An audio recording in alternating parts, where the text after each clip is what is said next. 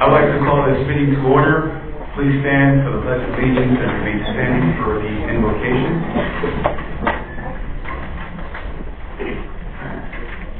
I pledge allegiance to the flag of the United States of America and to the republic for which it stands, one nation, under God, indivisible, with liberty and justice for all. Mr. Diablo, would you lead us in prayer, please? Our Heavenly Father, we thank you for those who could be here for this meeting this evening. We pray that we govern the way you would want us to govern, that we answer to you in all the decisions that we make.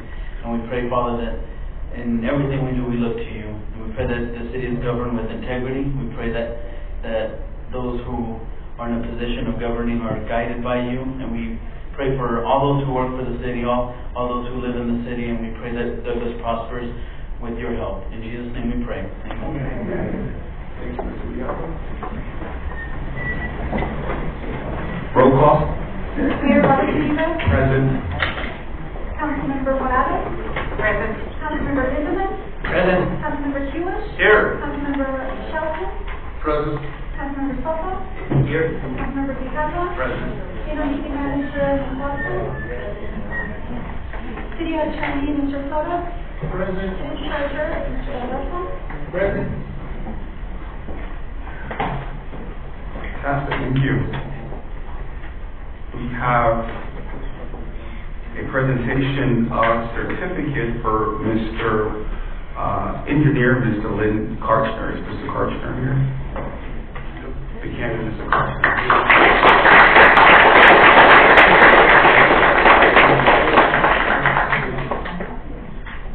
Mr. Karchner served in the city of Douglas twice, from 1997 to 2000, 2016 to 2019. I am proud to have worked alongside you, Mr. Karchner. You helped us in moving projects forward, particularly the CBS at that time, along with the Circle K. Thank you for your service to our municipality. Thank you for your devotion, dedication, and passion for our community. I would like to open it up as well for council if they'd like to share any comments or thank you to you, Mr. Karchner. Mr. Karchner, I just wanted to say thank you for your years of service here, and I know you won't be missed, but thank you again for your service to the city of Douglas. And any other comments from anyone? Mayor, I'd like to also thank Mr. Karchner for his friendship all these years and service to our community, and I really appreciate all the things that you've done that we've worked on, and I thank you very much. Amen. Mr. Karchner? Yeah. I also wanted to thank Mr. Karchner. I didn't notice you were here because I didn't see the lime green shirt and the hat. But thank you for all that you've done for us. We appreciate it. And Mr. Karchner, we have a certificate of appreciation for your work. And if you would like to join council and I for a photo, that would be terrific. Thank you. I'm still an engineer. My business is sad. Yes,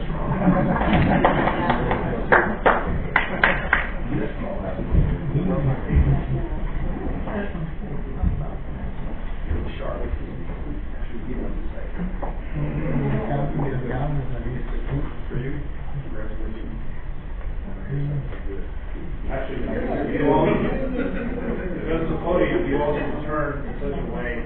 Oh, yeah. Fortunately, you're all students. How about you getting the minutes? I'm doing actually right here. So the podium is perfect. I don't care. Send it to Mr. Sullivan. you're fine. All the people you know, the podium box, do it. One more. Look, you're fine. Very good. Big round for Mr. Carson.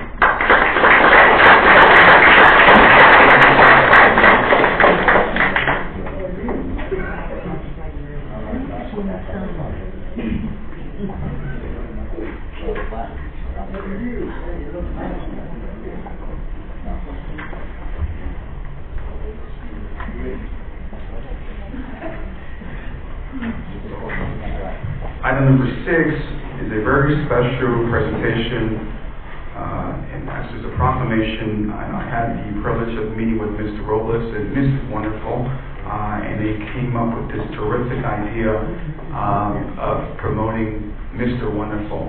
I do have the proclamation here with me, and Mr. Wonderful is someone that is incredibly missed.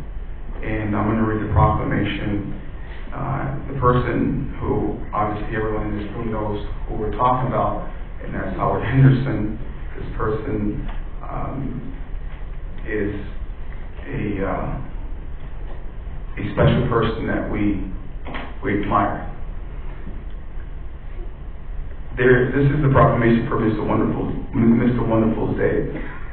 Whereas Howard Henderson served the Douglas community in many countless ways, his signature radio personality as well as his ever-popular Trading Post program made Howard a household name in our community. Aside from his generous contribution of time, passion, and dynamic ideas in the service field had made him worthy of praise in our city. And whereas he served the city of Douglas in many ways by taking leadership roles in the Douglas Pop Warner football and cheer programs, and as a volunteer donating countless hours and resources at the Douglas Arc, and by actively participating in the annual Mother's Day cake auction, the Cochise County Fair Association, the Industrial Development Authority, as well as many other civic and public organizations. And whereas his extensive commitment to Douglas and the community made a remarkable difference in the lives of many through his work and dedication, vision for our youth and other special citizens. And whereas Howard Henderson was looked upon to many in our community as a distinguished leader and was named as the Douglas Man of the Year in 2018. Now therefore, let it be known that I, Robert Uribe, Mayor of the City of Douglas, proclaimed July 27th, 2019 as Mr. Wonderful's Day in memory of Howard Henderson, a witness whereof I have hereunto set my hand and caused the seal of the City of Douglas to be affixated this 10th day of July 2019. Congratulations.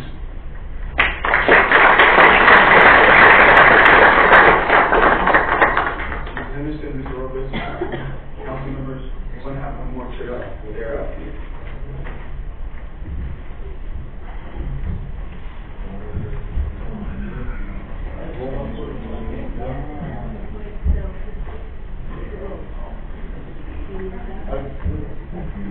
Mr. Mahalo, I want to get roll for your matches for a bit. I think we're going to need this.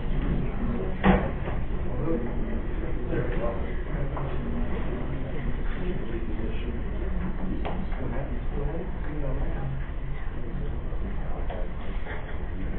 I have to add this too.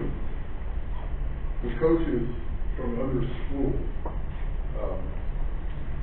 they couldn't believe, what had happened, and I just happened to run upon him. They said he was so great in the way he would announce the baseball game, basketball game, football game, and they said that. Okay. All right, I'm going to ask Mr. Halva and Mr. There we go. There we go. Okay, hold still, one more, and we flash on. We're good, thank you. Mr. Robles is going to say a few words about the actual event that will be taking place in July. So, Mr. Robles. Yeah, can everybody hear me first and foremost? All right, well, first we just wanted to commemorate Mr. Wonderful Howard Henderson. So we started Mr. Wonderful Days, which is going to start July 27th. We'll welcome the community to get out there. We're going to have kind of like a in the morning from 7 a.m. to about 10, 11 a.m. when it starts really getting really hot. And we're reminding the community it's only going to be $10 a table, and this is to raise funds for KDAS, the radio station, okay? And then after that, we're going to actually have a country dance in the night with the Chad West Trio, the country band. So if you like country music, we're going to have a dance out there, and also we're going to have a biker rep. So if you know anybody that has bikes and want to head out there and represent their club or whatever, you're very welcome to. What else do we got? We have food vendors, raffles. We're going to give away Diamondback tickets, SeaWorld tickets, probably even a 50-50 raffle. We're going to have our liquor license out there, so there will be adult beverages for everybody to enjoy themselves at the country dance at KDAP, at the actual radio station. So we're going to kick that off right now July 27th, and after that, we're going to try to do this at least once a month heading up until November. And that's where we're going to hopefully have the inauguration of Mr. Actually Wonderful Day, the third Saturday of November of every year. So that's where we're trying to have Mr. Wonderful Day in November, as he passed away in November. Thank you, Mr. Foot.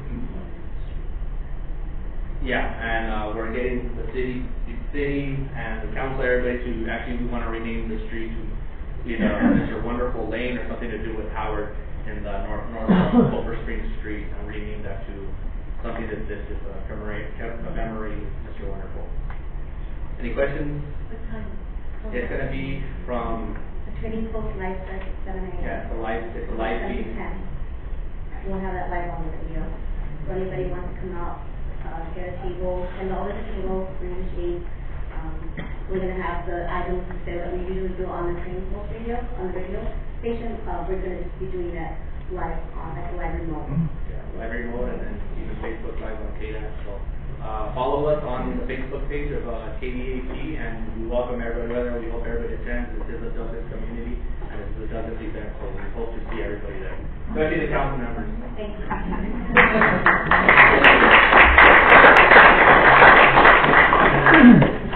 Wonderful. Thank you. Next up, we have presentation, discussion by Matt Iesco, APS, Cochise County District Supervisor, regarding summer preparedness for storm.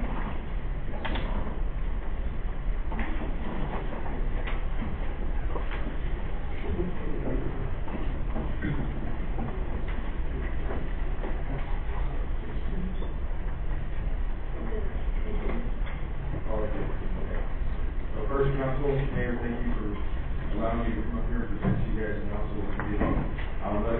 Let you guys know and inform you what APS is doing within our community to improve the lives and safety.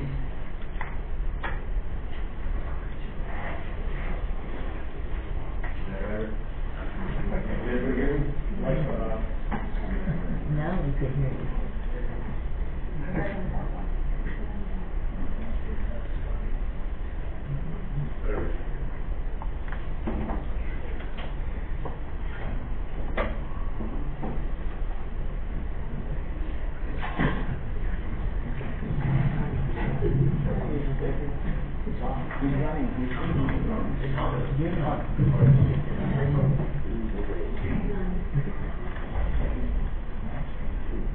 Can you guys hear me now? No. Okay, so, first off, No. okay, so APS is a pretty large company. We service 11 out of 15 counties in Arizona. We have over 1.2 million customers and have over 430 substations, 300,000 transformers, and 500,000 poles and structures that feed all customers within the state of Arizona. And last year, our summer was really tough on us throughout all of APS, from Buckeye, Metro, Phoenix, all the way up north and all the way south to Cochise County. We changed over 451 poles just in the summer the summer months of during the monsoon, so from July to August, which is an astronomical number when it comes to outages. Secondly, the things that we're doing to plan for reliability, to improve the reliability so the lights stay on. Look, we're increasing light patrols when it comes to inspecting every single hole within our system. Vegetation management, we have crews coming from Phoenix to do DSAP, which is the ventral space around poles to reduce fires, and in case of blown fuse, it'll eliminate that hazard of fire if it does happen. Just within Cochise County, this year we've improved on so much, and I'm sure you guys have all realized, just within our district in Douglas, we're building a new power line going from Highway 80 and 191 all the way to Chino Road, all the way south to 9th Street in Chino. And what that's going to do is that create a backbone between two substations, San Pedro substation, which is located on Highway 80 and Central Highway, and also Fairview, which is here in town. So Walmart and all the commercial businesses are fed off of a radio. So if anything were to happen, lights would be out longer because we can switch it around. So now if a fault does happen, we'll be able to switch that around, minimize the outage time, and get customers back on. We've also replaced and increased the megawatt size at Mural's substation, which is in Bisbee, which feeds all of Cochise County for APS customers. We increased the megawatt from 50 to 150, and that project's still underway to be completed in November. And we're also, the Sulphur Springs Road rebuild, there's big poles there right now. We're actually going to reduce those poles and put in a bigger wire so we can increase capacity to feed customers within the city of Douglas. And also Highway 80 to Naco Highway, we're doing some projects over there. So you're going to be seeing a lot of trucks, and all this work is being done by the crews here in Cochise County, which is outstanding. And we're also increasing reliability because in the state we are now, within all the utilities, it's all smart grid. So a lot of our infrastructure is turning into smart devices, such as we have a thing called trip savers just within Cochise County. We're going to be installing 24 of those throughout our whole system, which will minimize outage times and improve reliability. And also capacitor banks, we're installing seven of them in Cochise County just within 2019. And also putting in fault indicators, which when we do have a fault, it'll minimize outage time by informing our crew where the fault has not gone past. So if the line falls on the ground, our guys will be able to go over there, look at the lights blinking, and then it'll tell them, okay, it's not past this point, so they don't have to patrol anymore. They can just patrol up to that point and turn it back on, so it'll minimize big time, dramatically. And what I want to talk about the APS customer app. You know, we offer a lot of apps when it comes to outages and new construction, and we have the new app. I don't know if you guys have all seen it. You can download it on your smartphone, and it'll tell you if your lights have gone off, and it's pretty much in real time. You know, as soon as somebody calls in, they'll be able to update the map, and you can see it in the palm of your hand to see if you're going to be out of power and the duration that you're going to be off, and estimated time of turn back on, which is great. It keeps you all informed.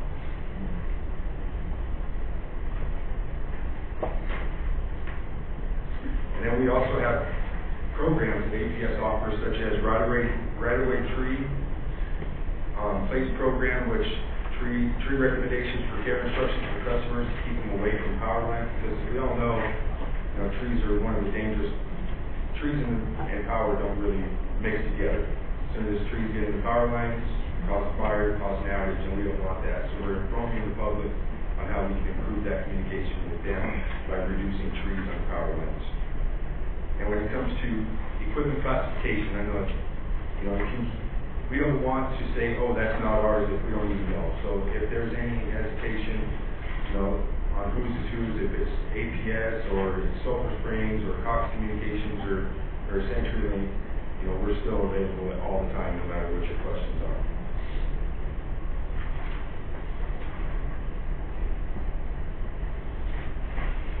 And one of the biggest proactive programs that APS has is our fire mitigation program. And I'm sure you all have seen the news of what happened in California with the Paradise Fire burning up thousands of homes. So APS is being real proactive when it comes to that. We have installed smart devices to reclose if a line does fall down to minimize the fires. Because it happened in California, and we don't want it to happen in Arizona. We had a really wet winter, which is great, but it really hurts us during the summer months because we get big grass and we don't get rain for 3-4 months, and then all of a sudden instead of rain, it's brown. So we're being really proactive when it comes to putting things on non-reflows, but it might increase outage time, but we're increasing our smart grid so we can find outages and problems out in the lines more often. And like I talked about, the D-staff, defensible space around poles, making a 10-foot radial around the poles to minimize fires. And the line inspection program that we have, we're actually doing, I don't know, historically Douglas hasn't been very good in the reliability part. I'm sure you guys all know the past 5 to 10 years have been pretty horrible when it comes to Douglas. But I'm sure you've all seen a huge change in the past 2 years, and that's because of past leadership and the team that we have now at APS. The team that's been there for the past 10 years have identified problems, identified the risk, and now have found a way to resolve those situations. And that 4-year line inspection program is doing outstanding because we're checking things more thoroughly, and we'll be able to find problems more often. So our high-risk fire protocols, we have over 2,870 total lines all along Arizona that are on our fire list. And just in Cochise County, we have 411. So you can just imagine how big of our service territory we have, and just 411 miles of that is just in Cochise County. So what to do during an outage? Don't try to repair anything in your house.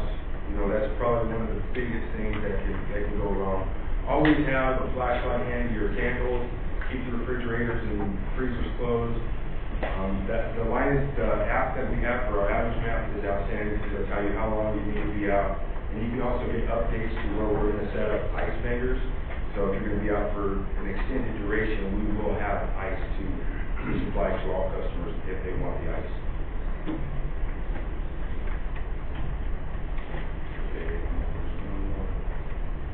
So, yeah, that's pretty much it.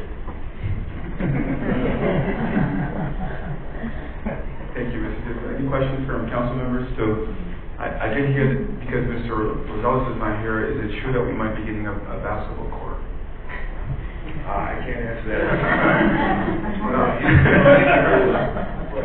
No, I just want to thank you. I see that you have your some of the APS folks here. Thankful for the work that you guys are doing. I did see you and your men working on the line. So reliability has improved. So thank you for that. I'm sure that the residents are thankful for that. Any comments from the council members?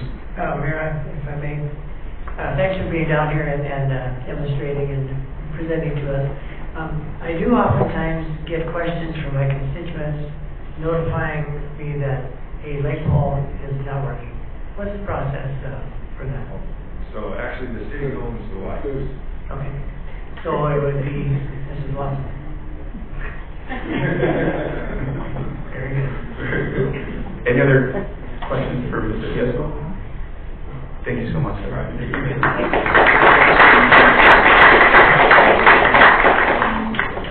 Presentation discussion by Christine McLaughlin, Cochise County Planner, concerning the 2011 Downtown Revitalization Plan. I'm excited for this.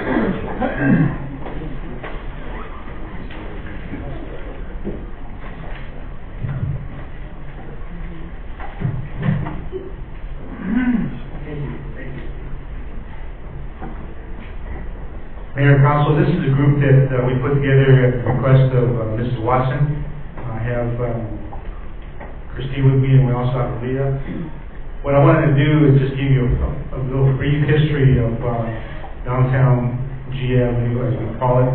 One of the things that we can tell you is that there's been, as Ms. Watson has mentioned, There's been 4 different plans since 1997 that we've all shared, all 3 of us, with each other, and we actually have come up with some thoughts for you. What we need from you this night is some ideas on how we can move forward, and your ideas are important to move this project forward. One of the things I'm going to tell you is that this group is formidable. We actually have some good 1, 2, 3. Any plan that you develop or we develop as a city is going to probably take anywhere from, I would say up to 60 months, from 18 to 60 months in order to develop. One of the things I'm also going to tell you is that we have discovered that some of the things in these ideas that we share with all of us is going to need a champion in order to have accountability and responsibility for making certain that this plan or plans move forward. Because of the 4 years or 4 different plans we've had, we've seen some of the things that we've done on Avenue G, but all of us want more as well, and I think the merchants are deserving of that as well. With this process, and with your help, the city of Douglas is going to get a vision of what the city downtown should look like. Many of us know that the city of Douglas downtown is perfect for development. There's 500,000 square feet of retail potential downtown. What that equates to is a typical mall. That's how much retail space is down there, which anywhere from 65 to 70% is being used presently. So, without further ado, I'm going to mention one thing, is that these are the must-haves, I believe, that we should have, is that we should have a private-public commitment within the community in order for these plans to move forward. That's going to require a lot of negotiation and collaboration with the private sector. The other thing is, we need the community's help. So if you're talking with all your constituents, ask them what they want. It's important to know from them what they want on downtown G Avenue. Without further ado, I'm going to turn it over to Christine, and she's going to give you the process. Thank you.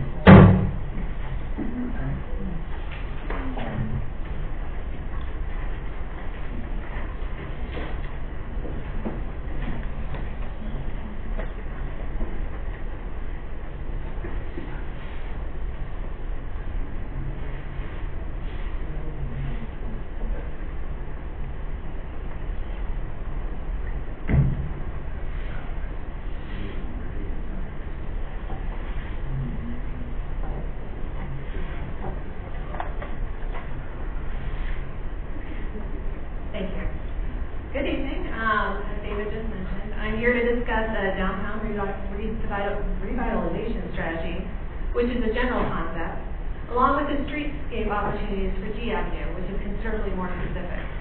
The intent of tonight's presentation is to summarize some of the past studies and efforts in order to suggest a physical and regulatory implementation strategy for downtown revitalization.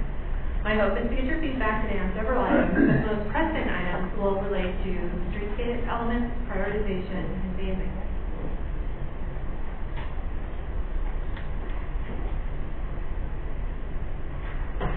Kicking off this effort, we started by looking at several studies, but we've narrowed it down a little bit to the 2 you see on your screen. They were prepared both on the topic of downtown revitalization. Both are very comprehensive planning efforts, and they have the exact same name. Christine, could we hold on just a minute till the council can see what you're talking about? Oh, sure. It's only on one Sorry. screen for some reason, and it would be helpful.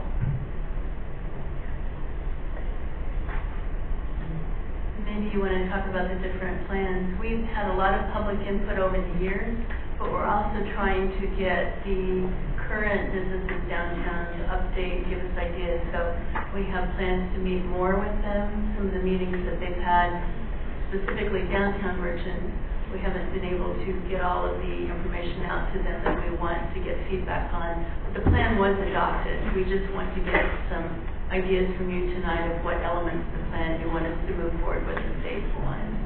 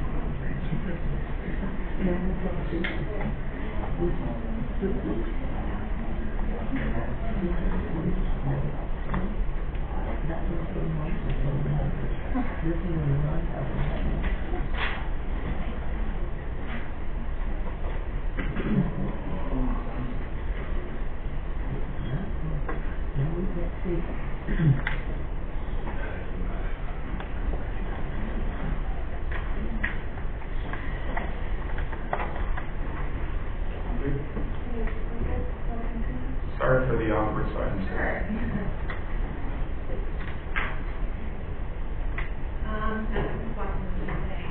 Public involvement is always very important in every planning effort. The plan on the left was prepared in 2008 by the University of Arizona Planning Degree Program, and it encompassed 3 public meetings. The plan on the right was completed in 2011 by a team of consultants and was subsequently adopted by city resolution. The 2011 plan included focus group meetings, an economic study, and a community workshop. Although both are now a few years old, they contain a lot of good insights and are the building blocks for how the city should proceed with implementation. With that said, I'm going to address the potential for both public and private realm improvements. I'll start with the public realm, which includes the right-of-ways. On this slide, I have a visual depiction of G Avenue. The length of G Avenue depends on what the boundaries are of your downtown, which vary in the revitalization plan. However, it's approximately half-mile length if you include the area from 5th Avenue to 16th Street. The width of the road from curb to curb is roughly 70 feet. I show diagonal parking on this slide, but the northern portion of the road substitutes that with parallel parking on both sides of the road, and then 2 lanes running north and south. On this slide, I note some strengths, which include your historic buildings, shade in the form of awnings and trees, wide sidewalks, murals and on-street parking, and last but not least, character. The value of the existing character alone cannot be underestimated, because it means you don't have to superimpose something inauthentic or generic. So these are all vital streetscape elements. Their existence means we can focus on additional elements, maintenance, and/or upgrades. On this slide, I highlight a few of the weaknesses.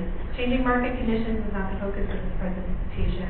Roadway jurisdiction is something that will impose some additional design limitations and as well as coordination, but that's also not my focus tonight. What we can address are maintenance and to some degree vacancies. Maintenance we can address with physical improvements, while we can address the market through changes to your regulations to make them increasingly flexible to attract investors. I will note that we do plan to reach out to the Douglas Merchant Association at their next monthly meeting in order to get their feedback and their ideas. On this slide, I show the zoning of the city as a whole, along with an enlargement of the downtown historic district. Zoning controls land use on private land. It dictates everything from allowable uses, density, to parking. If someone comes to me as a planner and asks if they can do something on their parcel, regardless of what other studies have been approved, I'm going to look at your regular documents, which are your zoning subdivision regulations. Looking at your zoning, it appears there's 2 overlapping overlays superimposed over your downtown. You can see there's a little yellow box and then some hatching on top of that. Overlay zoning is a regulatory planning tool that creates a special zoning district placed over existing base zoning. Regulations or incentives are attached to the overlay district to guide development in a special area like the downtown. Most basically, it imposes a set requirements that are either added to, in lieu of, or in lieu of those of the underlying land use. These standards may be stricter, may be more flexible, they may streamline, or they may add to the development process.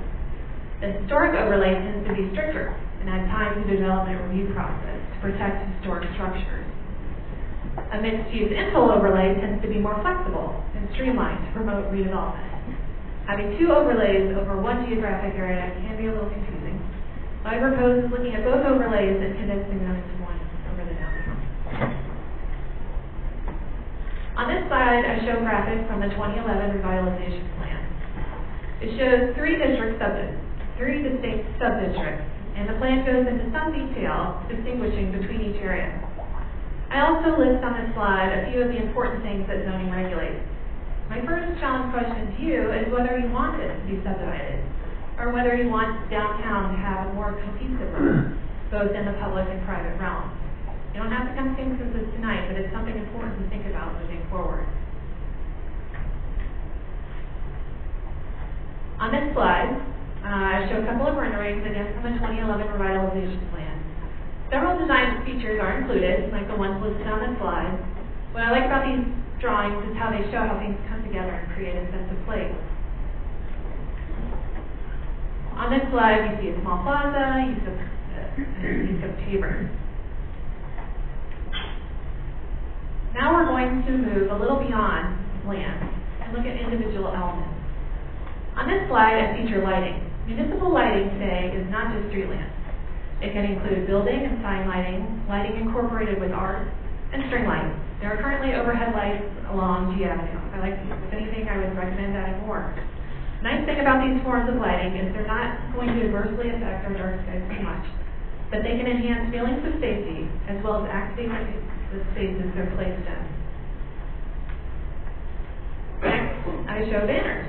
These have also come a long way in recent years. You do have existing banners in place, but these are highly susceptible to sun and wind damage. There are now attractive, lightweight, low maintenance metal options available. They can incorporate wayfinding or general theming and can be very personalized. On this slide, moving on, I show seating. I mostly stick to a Mexican theme here, but on the top left, I show how more modern seating incorporates planning to work as well. But what you see is these elements are kind of building to form like a character, a theme that comes together. A couple of elements you don't currently have in your downtown are crosswalks and fountains. Fountains can be costly, but they don't need to be. It's just thinking about how the fountain looks like when it's turned off, like the one on the bottom left. The crosswalks I pictured here are made of durable thermoplastics that typically last 2 to 5 years. Finally, on the bottom right, I show a tree. What's important to note are the root systems. Tree roots need room to grow in order for trees to thrive. Roadways and parking lots are harsh living environments, even in the best circumstances. I would recommend giving your trees as much room as possible while placing root barriers where you don't want their roots to grow. Also, I would suggest placing material like brick over top. Tree roots can easily dislodge those and create maintenance issues and tripping hazards. Those are the small, less costly items that kind of come together fairly easy to do. The next few slides will focus on larger improvements, so I'll require a little more policy direction. This slide is about roadway narrowing. As I stated at the beginning of the presentation, you have a nice amount of roadway.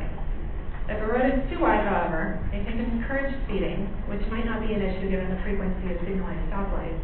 But it's generally not the most efficient use of space, given all the elements we want to include within the road besides just cars. Narrowing the road can include something as simple as adding bike lanes, like I show on the top left. Those lanes are painted green to stand out. They don't need to be. It could include adding bump outs at either the intersection or this block.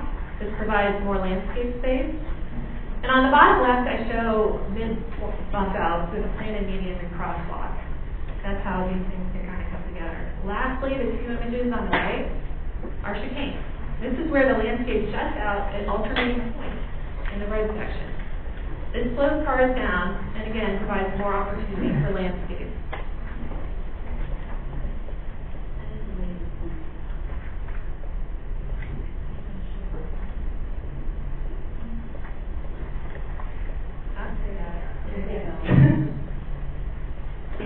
Okay, moving on this slide, I show a couple options for gateways. On the top are 2 roundabouts. Roundabouts have fewer potential conflict points and tend to move traffic faster than signalized intersections. They can also be very attractive. I'm a big fan, like every planner, and they're becoming increasingly common. On the bottom of the slide, I have an archway. This is a very bold design feature. If you're going with a Mexican theme, there tends to be a lot of attention placed paved to the vertical plane on streets, like with lights and streamers, and Archway would only enforce that. On this slide, it's a bit of a catch-all, but it includes just a few more big ideas. Right now, you have a lot of potential traffic at the port entry. As you're aware, a lot of people that cross the border heading north or south tend to walk. If you were to add a dedicated downtown trolley, you could make your downtown more accessible and capture a little more of that traffic. Also, special events are an important part of getting people downtown. So you want to make this area as event space friendly as you can. What this is can mean thinking about where vendors are going to access power, which typically tends to be closer to curbs and buildings, as well as where are people going to park and how are people going to walk. On the bottom left is a photo from Glendale, where the road has been converted to a pedestrian way. Alleyways are typically a really good candidate for this. Moving on. These are some of the recommendations. You have included downtown revitalization and G Avenue streetscape in your strategic plan, as well as this year's budget. This tells me this is a near-term city priority. In terms of recommendations, I've broken this down into 2 phases and can be broken down further. But phase 1 basically focuses on a revitalization plan to create streetscape design guidelines and zoning amendments which will address both the public and private realms. This could start immediately. You don't need consultants. The county can begin work, and you have budgeted the addition of a full-time planner to continue the work moving forward later in the year. Phase 2 is the creation of engineering construction documents for the streetscape. Before we ask for direction and move on, Aaliyah is here. She's going to talk a little bit about some other funding sources, since this is a very important part of the implementation. Thank you.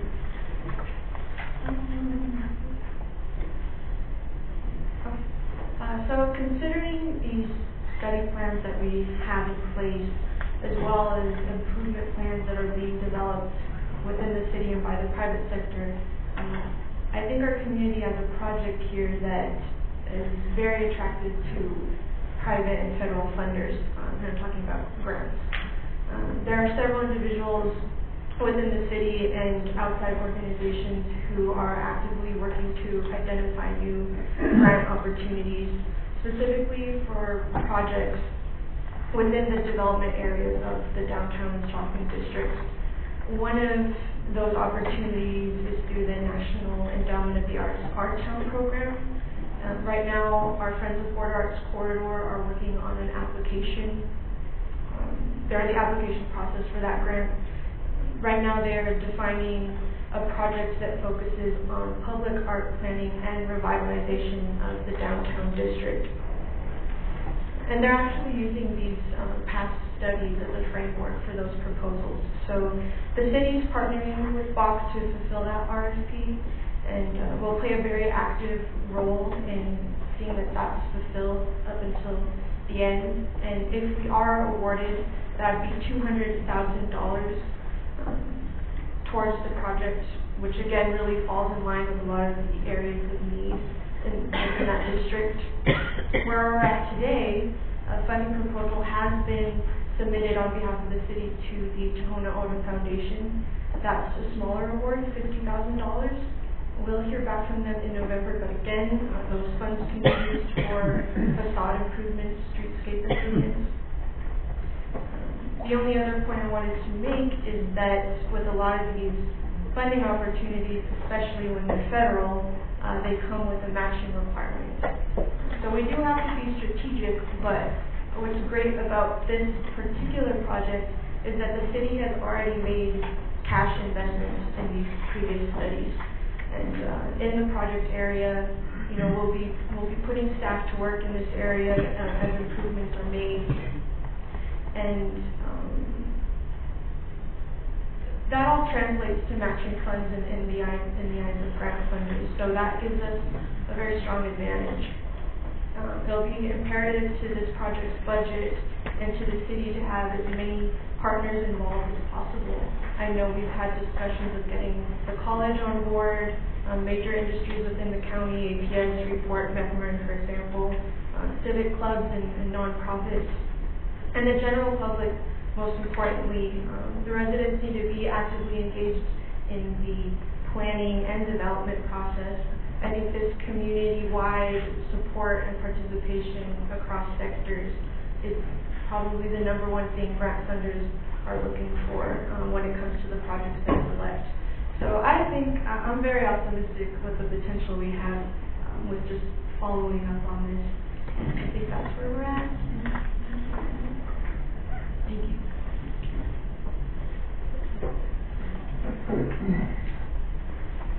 And that brings me pretty much to the end of the presentation. I know I went through that one super quickly. If there's anything you would like me to move back to or discuss more at length, please let me know.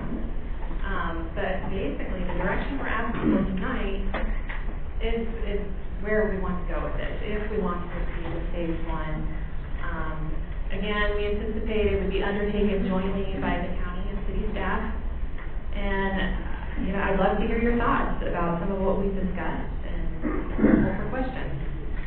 Thank you so much for your presentation. Council members, any question on my right hand side? Mr. Hirsch? Not necessarily a question, but I'm excited about it going forward. And I personally would love to see some thoughts on the designs, especially taking into consideration you have this upcoming meeting with the Merchants Association. And I know some of those things like just delivery trucks on how that would be worked out and how that would be able to fit in. I think are some of those initial steps that we can take and would be beneficial to everybody around. But I think some of those just simple drawings that you put up there are very powerful at this point in time because it shows us some of the things that are out there that are available to us. And to me, that's generating some excitement. Having a great-great-grandfather who helped lay out G Avenue originally to do that, and that's why it's so wide. And so you can turn a team of horses in your cart around, and that's the reason why it's that wide. But it can be narrowed down and focused in and make it more inviting and more friendly. And I think to me that's a key to make it more inviting. And it's not that necessarily that I go down to shop downtown because it looks nice, but it's a place where I can know that I can go and relax, that I can go and once I'm down there, something may catch my eye in one of the stores that are down there. So I think it's more of an additional space that we can have that would allow us to be able to feel more Douglas and go back to some of our roots and our history that are there and make it more comfortable to be downtown. Absolutely. And I'm glad you brought up the point of the turning radiuses. I mentioned the road narrowing, and it's amazing you have such wide roads that not having to purchase right away is a great thing because that's really, really expensive. You wouldn't necessarily have to narrow the road in all places. Maybe there's certain places where you do it, taking into account if there's delivery trucks that need to get in. Questions on this side? I just have a comment too. I've seen this kind of, I like the idea. I've seen this in Gilbert, in the Santan Village, where they have the streets blocked off where people can actually walk, and then they have water fountains and they have benches out there so people can sit out there and relax and enjoy the waterfall there. It's really a nice concept. So, thank you. Mr. Mayor, I'm sorry, one more thing, and I know people get nervous about downtown parking, please don't take this wrong and don't think that I'm an idiot, but having to walk 5 blocks is okay. I mean, it's when we end up in the big city and want to go to one of those big malls, I guarantee you we walk close to that to do those kind of things. So in our town, it's lovely to go down and park right in front of where you want to go shopping. But in reality, in order to make this concept of a more welcoming area, we may need to park on 7th Street and walk up to 11th Street to be able to enjoy ourselves along the way to do that. Thank you, Mr. Hirsch. Mr. Mr. Shelton? Well, here we go. When was that, 2011? Is that one of them? Correct, Yeah, yeah. we were, okay. I think that's U of A. Yeah, this is something we need, and everybody says, well, people come here, blah, blah, you know. But if we can get sort of modernized and feel comfortable and, they can come and enjoy maybe at coffee shops like what we do, sandwiches, and then other entities that they can go in and they can spend money. You know, well, it's Field of Dreams, you build it, it'll come. And so, and I like that idea. I like the idea of maybe a roundabout or two of being in New Guinea and being in Australia. Was my first introduction to them, and now up in Phoenix and Albuquerque and Santa Fe, where my daughter lives, to get to her house in that subdivision, you have to go around 3 roundabouts. So I know it sounds crazy, and I guess the closest one we have would be the traffic circle up here in Bisbee, but these are smaller ones, and it moves the traffic around a lot better.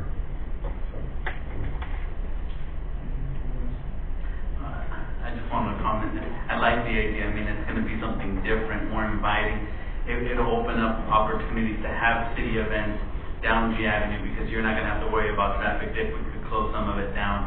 If we narrow it, I mean, we could accommodate some of the businesses with maybe we can talk further into, you know, parking space or whatever it may be. I'd like to also include, I mean, now that we have the YMCA being open, that could be also part of it. If we have a trolley, not only go by G Avenue, but go by the YMCA and make it a big deal to come to Douglas, give them separate things to look forward to. Thank you. I do have several questions. Ms. Mendoza, how much was the investment that was made for that study? Do you remember? No. 2011. If you find that, I'm sure Mayor will bring that back. Mr. Mayor, Councilmember Shelton and Councilmember Nichols were both on the council. Well, I think the U of A paid for, this was one of their projects. Yeah, that was there, and I don't know if you paid anything for it. I think we still paid a portion of that. Was it okay? The U of A did take part, Yeah. which helped with the cost. I think it was still a portion. And it wasn't much, so. And, you know, they came down, stayed, enjoyed it, and came down a number of times and stayed all night, and we put a number of hours into it. The 2008 was the university planning Okay. students, but the 2011 we actually paid for an outside firm. Oh, okay. We did. Okay, well, I was thinking of the 8th one. So, and just for clarification purposes, so tonight we're deciding on the recommendations that you provided today. Is there a specific area that you want us to emphasize? So, like, one of the things that I see as a low-hanging fruit would be like the lighting on the trees, right? Bringing the lighting. I do agree with Mr. Shelton, where the roundabout would also be an attraction. It's so often used in Sedona. I mean, before you even get to Sedona, there are quite a few roundabouts. In addition, I do like the idea of a trolley as well. Are those, is that part of the phases included in there? Well, phase 1 is more of like a planning exercise. I know we've done Got it. studies, but this would be the design guidelines where you actually, like I said, you put in tree counts, the spacing, you do linear feet costs, you identify exact places where you want to have the roundabout, and then you could do construction documents based on that and figure out the true cost. Okay. Which ordinance brings them. Well, thank you so much for your presentation. Thank you. Mr. Mayor, I'm sorry, if I could add one more thing, I would appreciate the historical portion of it. I think that's something that could be emphasized extremely. do have some buildings that actually have names on them, and there's some history there, and so that, those type of things could be brought forward within that. Even though there's nobody in that building right now, somehow that historical portion of, in reading through the 2011 report, you know, talks about Pancho Villa, talks about many other things that went around here. You know, we have just north of Southern Arizona Auto. I mean, there was a movie filmed there regarding that had Johnny Depp in it, and Jerry Lewis, and Paulina Frisco. Mercy. And anyway, and Fake That Way, those type of things. So there's some history that goes along in there that I think we can emphasize, and I think would be interesting to our community, because we are a very historic town, and there is, and not necessarily that we want to emphasize what used to go on Main Street, but some of those things in history that Douglas are very important.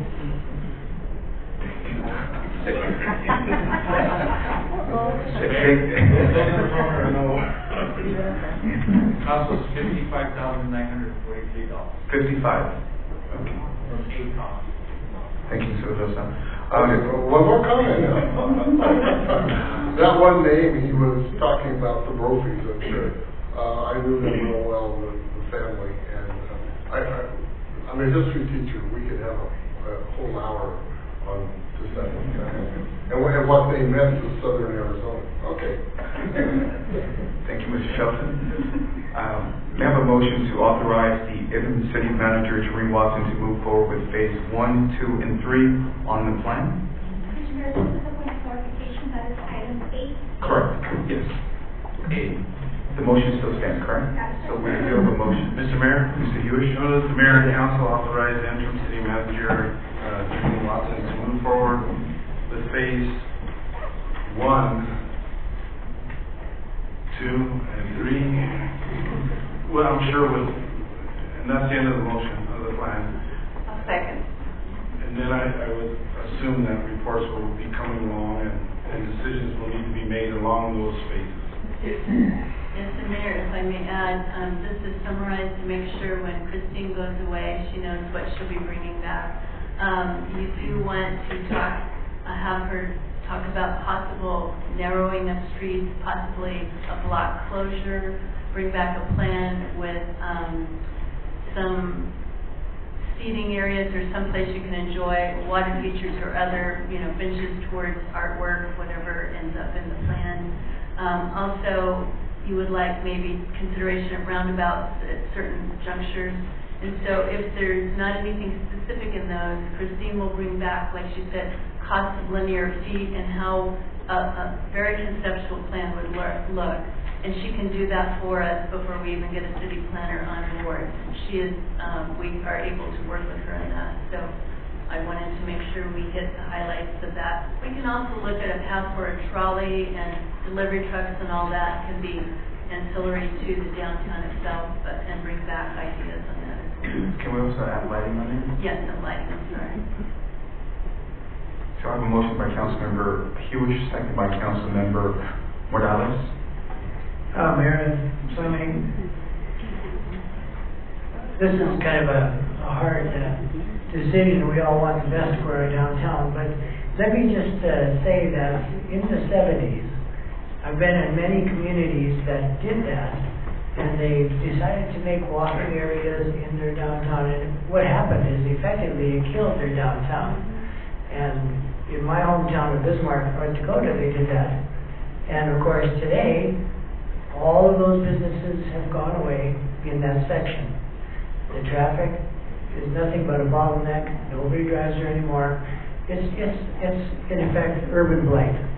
And so I want to have at least a little caution when we do these things, because you never know what the future holds. And we may think it's a good idea now, but the effects may not turn out in the future. So I just want to point of caution. Thank you, Mr. Livingston. Roll call. Councilmember Morales? Yes. Councilmember Lindemann? Yes. Councilmember Stewart? Yes. Councilmember Shelton? Yes. Councilmember Soto? Yes. Councilmember Pizarro? Yes. Mr. Mayor? Yes.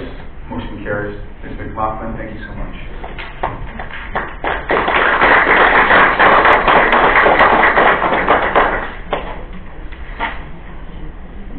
Item number 9, rules of conduct will be followed by all calls to the public speakers. Each speaker will be given up to 3 minutes to speak.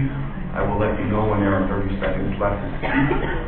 I ask all speakers to observe rules of decorum and good conduct. I will not allow any speaker to make personal, pertinent, or slanderous remarks. I ask the audience to observe the same rules of decorum and good conduct, and no person shall interrupt the legislative proceedings. And this is warning number 2. Mrs. Aguilar, do we have anyone addressing council, please? Yes, we do, Mr. Mayor. Thank you.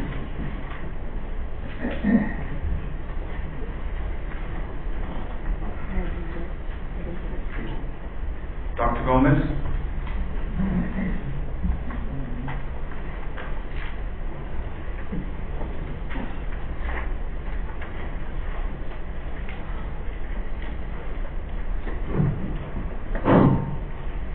Last meeting, I asked Councilman to get on the agenda to get rid of the parking on lawns. Nothing has been done today. I feel again, maybe 3 or 4, I can't remember, put it on the agenda and get rid of the ordinance on parking on lawns. While you're at it, get rid of letting weeds grow in your front yard. It's a disaster.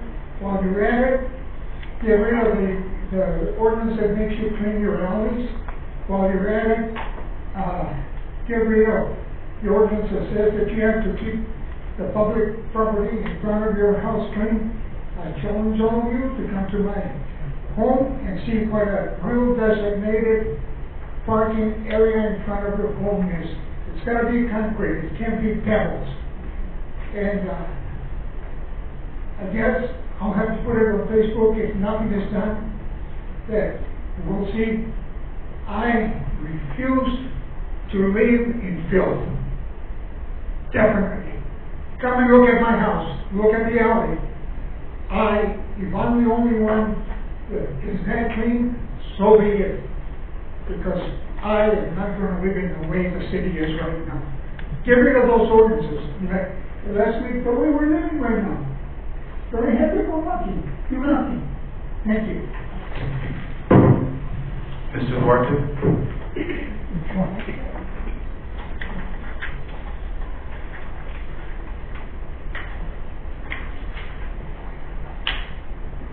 I apologize.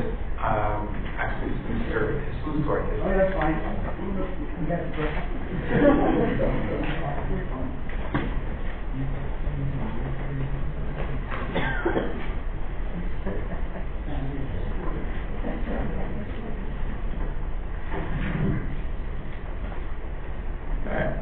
Good evening, Mayor and Council. I'm Trudy Duarte from 2328 14th Street, Douglas. President Lincoln said, a government of the people, by the people, for the people. You sit there as our representatives. You are our equals, not better than us. We the people put you in that position of trust. Don't continue to violate it. Do not look down on us and belittle your constituents. This will hit a chord with some. Others can look in the mirror and know that what you are doing is good for the board members. Earlier today, there was a snide, rude, and uncalled for comment from the mayor to one of our former mayors when he asked a simple question.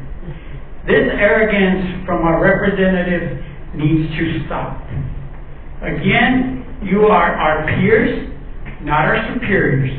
We put you in those seats because at one time We believed you to be worthy of our confidence. And just like that, we can remove you. An election is coming up next year. As you proceed into the business part of the meeting, please remember again those words from President Lincoln. A government of the people, by the people, for the people. Thank you for your time. May God bless Douglas, and God bless the USA.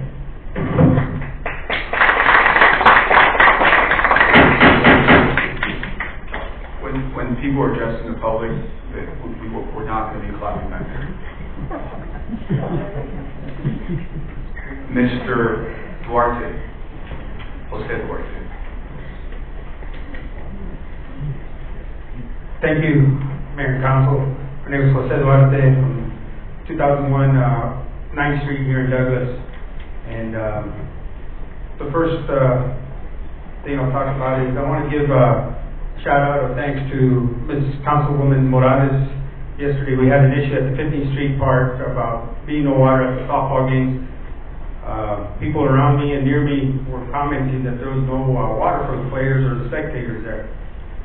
They did post it on social media, on Facebook, and I tagged Ms. Morales, I tagged Mr. Lindemann, Mr. Uribe. Ms. Morales said, hey, I'll look into it. At 8 o'clock that night, there was some water that was restored there to the field. And the second game played, and they had some water there. I want to say thank you very much for reaching out to us and commenting there. But Mr. Lindemann, you represent my ward, there was no comment. Mr. Uribe, you say you represent the community, there was no comment. I'm just wondering, what happened to that? I mean, here you got girls playing softball at 50th Street Park. They have no water. I mean, they're running around doing all this. We're out there for the community, according to you guys. But what happened to representation? Ms. Morales did reach out to all the comments, and that's a very good representative of our community. Thank you very much, Ms. Morales, from me to you. Second one is a comment. I want to know if anybody can update me, and this is Mayor and Council or our interim city manager. We had an issue of in our community regarding a flyer that was put together with a map. Everybody saw it. Everybody knows what I'm talking about. Here we are developing stuff for downtown Douglas. I'm all for bringing in, new things for Douglas, but can anybody explain to our members here, to myself, to the media, everybody watching on YouTube right now, what happened? Who got responsible? Who's responsible?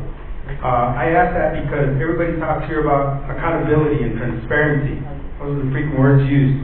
And I ask you, our city leaders and members, can somebody explain to us what was the final outcome on that? How many brochures were made? Who made the error? And what was done about it? Please, somebody can explain it. The last one is just something you just said to Mr. Duarte, Jesus Duarte there, or to the members of this community, that we're not going to clap. We just clapped for Mr. Lynn Karshner on his going away. Now we can't clap for something that's said. I think we need to address that if we support or oppose something, that we should clap at it for where we're at to a certain extent and not make it go wild. But why the differences? Why not be able to clap for something that's good or for something that's not good? And I wish somebody could address that too. Thank you very much for your time, Mayor and Council. Thank you. Next up, Mrs. Duarte.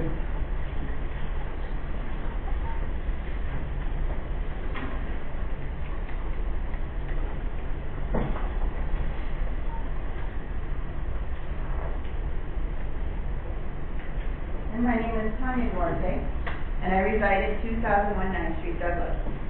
And I would actually like to ask for a clarification on the rules of decorum for the chamber meeting. I have looked everywhere, in all the rules, all the regulations, all the codes, everywhere. I cannot find where it says no applause. It says no whistling, no yelling, no stomping, no shouting, no derogatory remarks. Nowhere does it say no applause towards our speakers or presenters. Everywhere we go, any meeting worldwide, they clap for the speakers. It's to show an appreciation. It's to show respect. Can you please clarify why we are not allowed to applaud? We applauded for your life. You were one of the most heartily applauding people in here. Immediately after that, Mr. Wright got up and spoke. You pounded your gavel at the first class and said we were gonna get kicked out of here. You said on Facebook, this is our office, our chambers, our city hall, our city, and you tell us to shut up and sit down? You invite us here on Facebook for everyone to see, and then you chastise us and tell us to shut up. There's something wrong with that, Mayor. Can you please clarify why no applause is allowed? Mrs. Castillo? That's what I thought. Thank you, sir.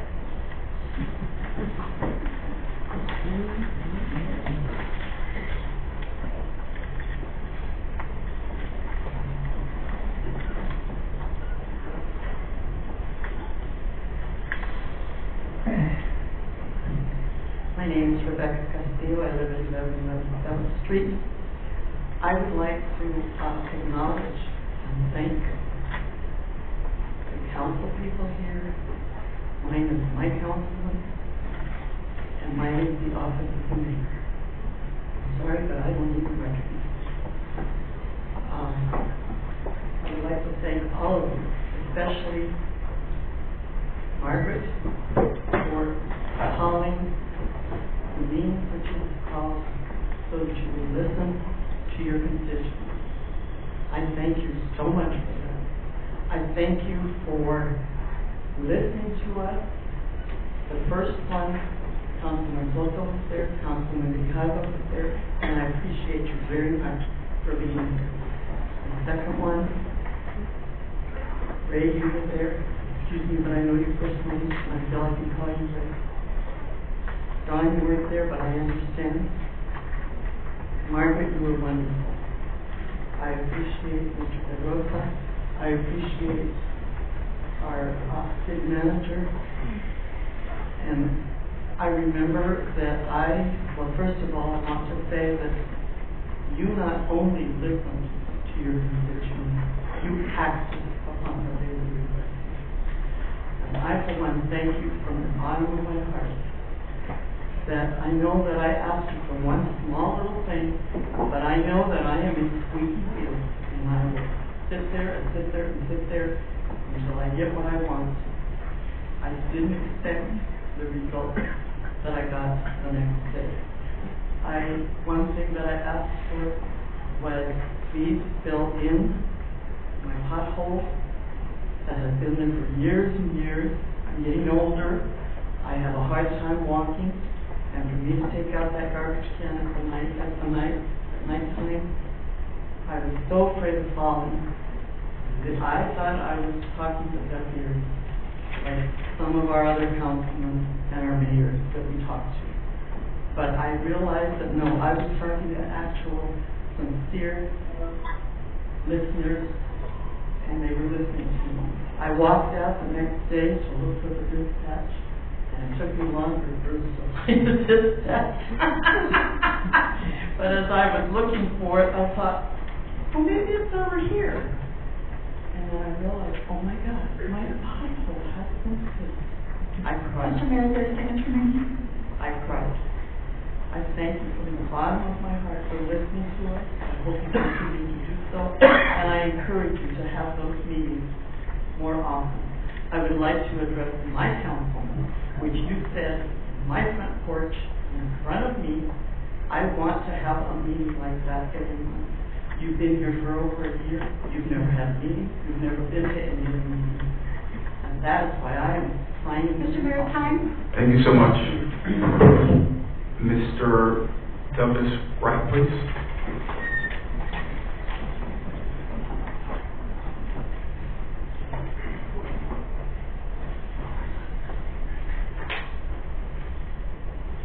Good evening. Some of the people that work for the city. Mr. Wright. Some of the people here that work for the city of Douglas, people in the audience, and some of the civil servants out there I've become friends with in my short time here, which has only been 18 months. But I need you guys, you representatives, to focus a little bit. I want you to think when you spend money here, I don't know what that last deal was for. Was there money on number 8 to be spent? Is there an amount of money? My point being, I ask that each and every one of you treat these expenditures as if it's coming out of your own pocket and not out of the taxpayers. Please, you add 1% sales tax rate increase. There's only 6 cities in the whole state of Arizona that has a higher sales tax rate than you are proposing, that you're implementing.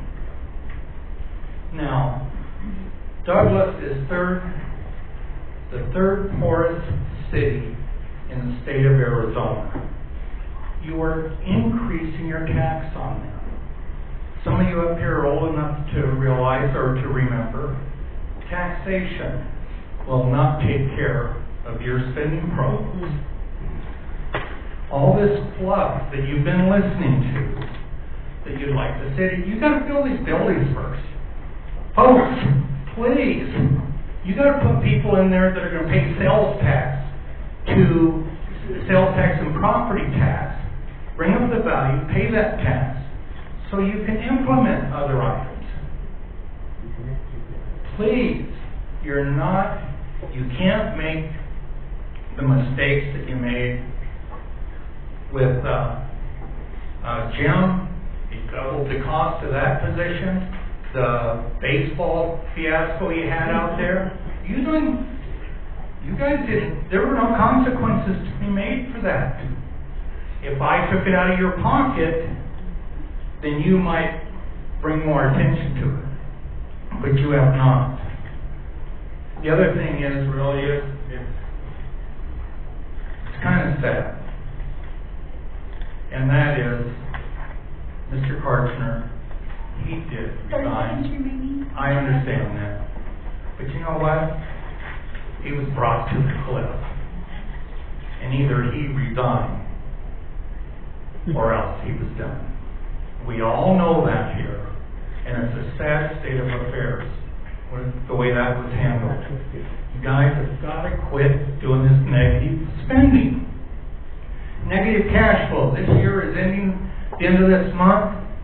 You guys lost money last year. Thank you, Are Mr. you Wright. going to continue to go down that same road? Thank you, Mr. Wright. And this next year? Mr. Wright, please seal. Thank you. Item number 10, discussion decision on approval of consent agenda items. We have a motion to approve.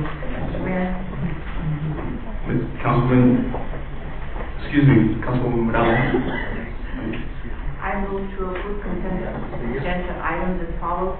Expenditures for the month of June 2019 totaling $2,481,449.82. Meeting minutes for May 2nd, 15th, 28th, 2019, June 20th, 2019. Liquor license application series number 6, bar license submitted by Chief Charles Dinwiddie for LK Tavern located at 1000 Pan American Avenue. Airport Authority Board reappointment Joey Barrera. Douglas Community Housing Corporation reappointment Michael Gutierrez. Douglas Public Facility Municipal Property Corporation reappointment Manny Robles and Francisco Durazo. Industrial Development Authority resignation Robert Marufo effective 7/3/2019. Merit System Board reappointment Gilbert Aguilar. Personnel Appeals Board reappointments Adalberto Araiza and Dave Bettis. Planning and Zoning Authority appointment Frank Cambris, and Program Coordinating Committee reappointments Ana Luna, Zulma Robles, and Paulette Escalante.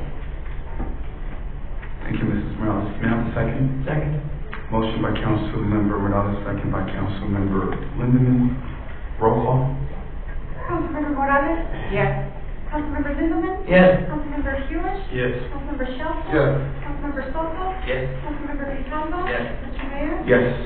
And if Ms. Cambris is in attendance, would you please come forward to pick up your congratulations certificate for being appointed?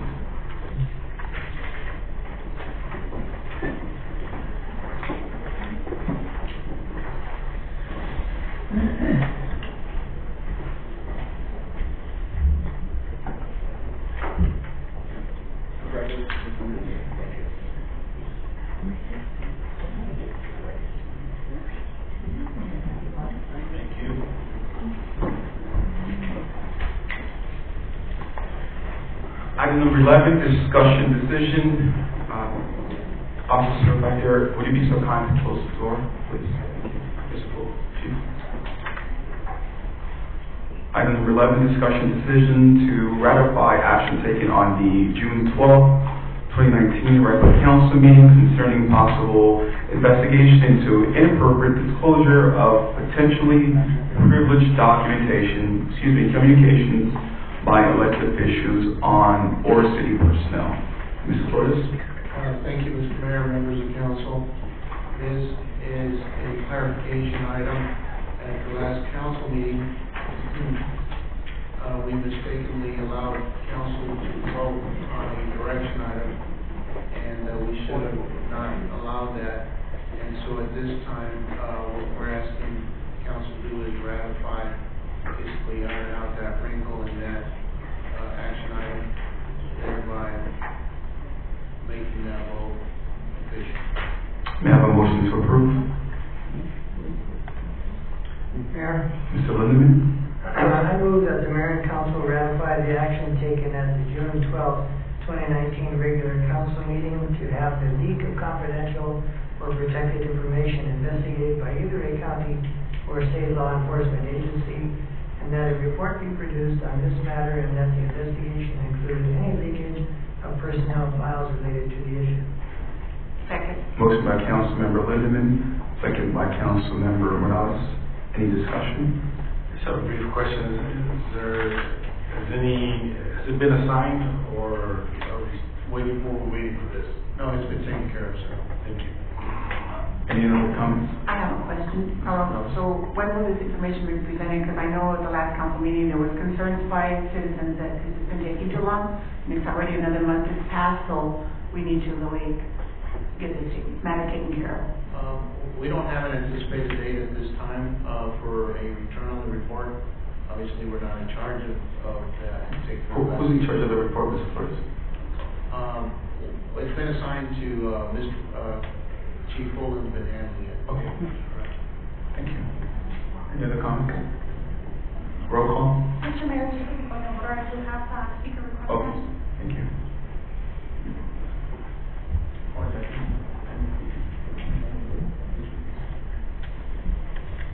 Mr. Jose Duarte? All passed, Mayor. Thank you very much. Mrs. Duarte?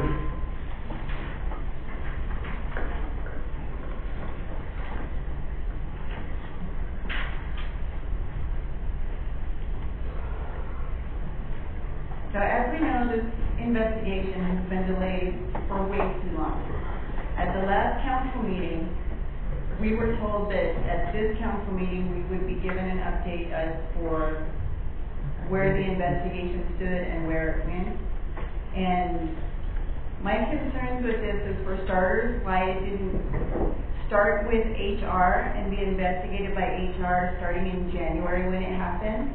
And now we hear that it went to the local police department instead of going to an outside source. I would like to know why. Actually, Mayor, it has gone to an outside source, so we're waiting, and that's why we have no control over it. It's outside of our hands right now. Thank you, Mayor. Thank you. Roll call? Councilmember Morales? Yes. Councilmember Lindemann? Yes. Councilmember Hewish? Yes. Councilmember Shelton? Yes. Councilmember Soto? Yes. Councilmember Grijalva? Yes. Mr. Mayor? Yes. Motion carries.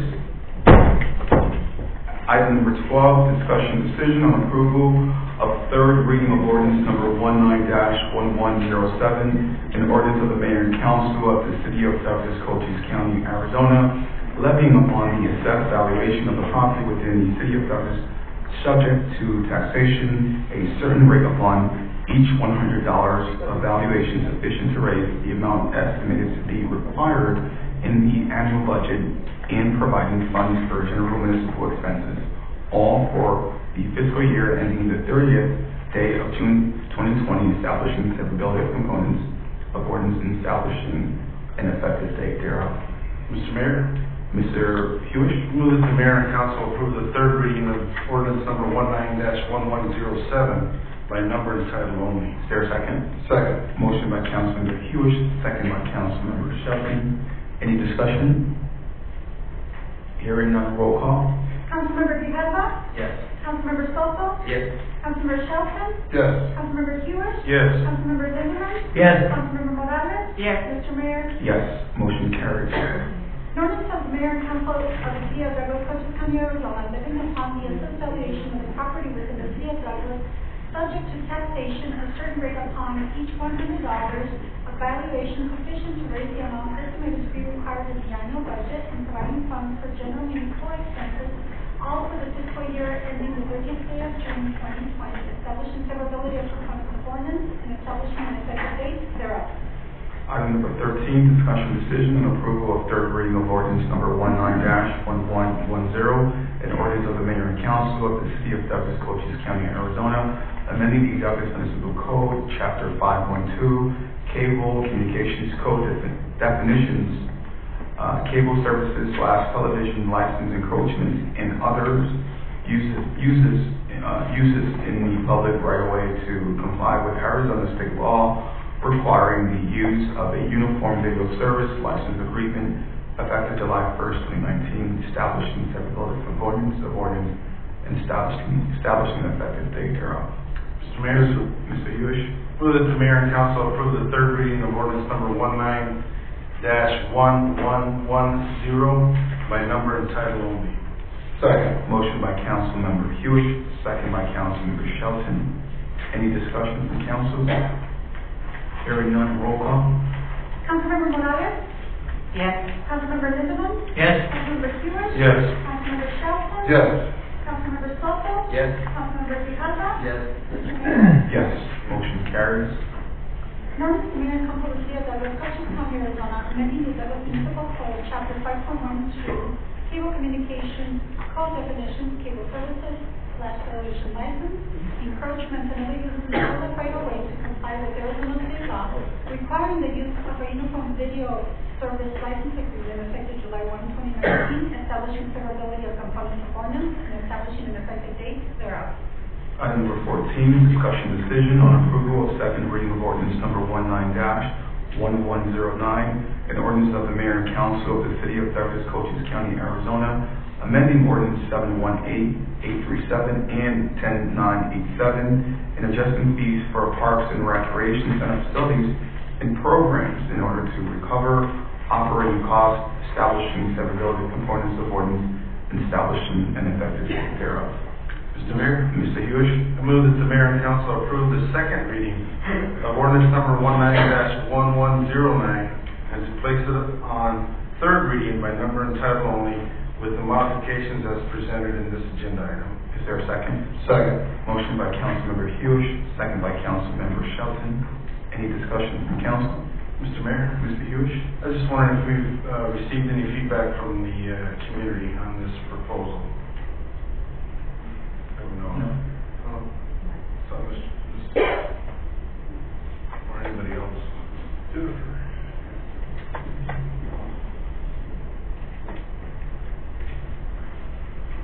I'll be short, but no, we haven't. Thank you. You're good at being short. I mean. Roll call. Councilmember Morales? Yes. Councilmember Lindemann? Yes. Councilmember Hewish? Yes. Councilmember Shelton? Yes. Councilmember Soto? Yes. Councilmember Grijalva? Yes. Mr. Mayor? Yes, motion carries. An ordinance of the Mayor and Council of the City of Douglas, Cochise County, Arizona, amending ordinances 718-837 and 10-987, and adjusting fees for parks and recreation center facilities and programs in order to recover operating costs, establishing severability of components of ordinance, and establishing an effective date thereof. Item number 15, discussion decision on approval of second reading of ordinance number 19-1111. Let's use that one or no? Okay, very good. An ordinance of the mayor and council of the city of Douglas, Cochise County, Arizona, amending the model city tax code of the city of Douglas to increase the sales/use tax rate from 2 8/10%, 2.8 to 3 8/10%, 3.8, commencing on October 1st, 2019, amending ordinance 573-821 in 08-937, establishing severability of components of ordinance, establishing and effective date thereof. Now, hang on, Mr. Hewitt, give other a chance. Well, you can have all the chances you want on this one. We have a motion to approve. Mayor, Mr. Lindeman. I move that the mayor and council approve the second reading of ordinance number 19-1111 and to place it on third reading by number and title only. Is there a second? Second. Motion by Councilmember Lindeman, second by Councilmember Grijalva. Any discussion from council? Mayor, I have a question. In the background information on the blue sheet, it says the hotel motel bed tax is 2% and the proposed rate is 3%. I thought we amended that to be 4%. Mr. Mayor, Councilmember Lindeman, you are correct, that is a backup documentation. Thank you, it is 4%. It is 4%. Thank you. Any other comments? I have a comment. I said what I had to say at the last meeting, that I cannot support the 1 cent sales increase. I have to listen to my constituents, so I cannot support this. Okay. Mr. Mayor? Mr. Podesta? Excuse me, I just want to make a few clarification items on the ordinance that we were made aware of. They're not included within the second reading, but it will be brought forth in the third reading. There was also a mistake, section 5.04.445A. That section should not be included within this ordinance. That is a residential rental sales tax, and we are not allowed to increase that sales tax unless it's approved by the voters. So we're taking that section out. The other clarification item, as we spoke on this earlier in the tax hearing, is clarifying the first 10,000 on the single item incentive, whereas the first 10,000, the original sales tax of 3.8% applies. The amount thereafter, that's where the incentive applies of 2.8%. So we're going to make sure to clarify that language and also apply that language to the use tax.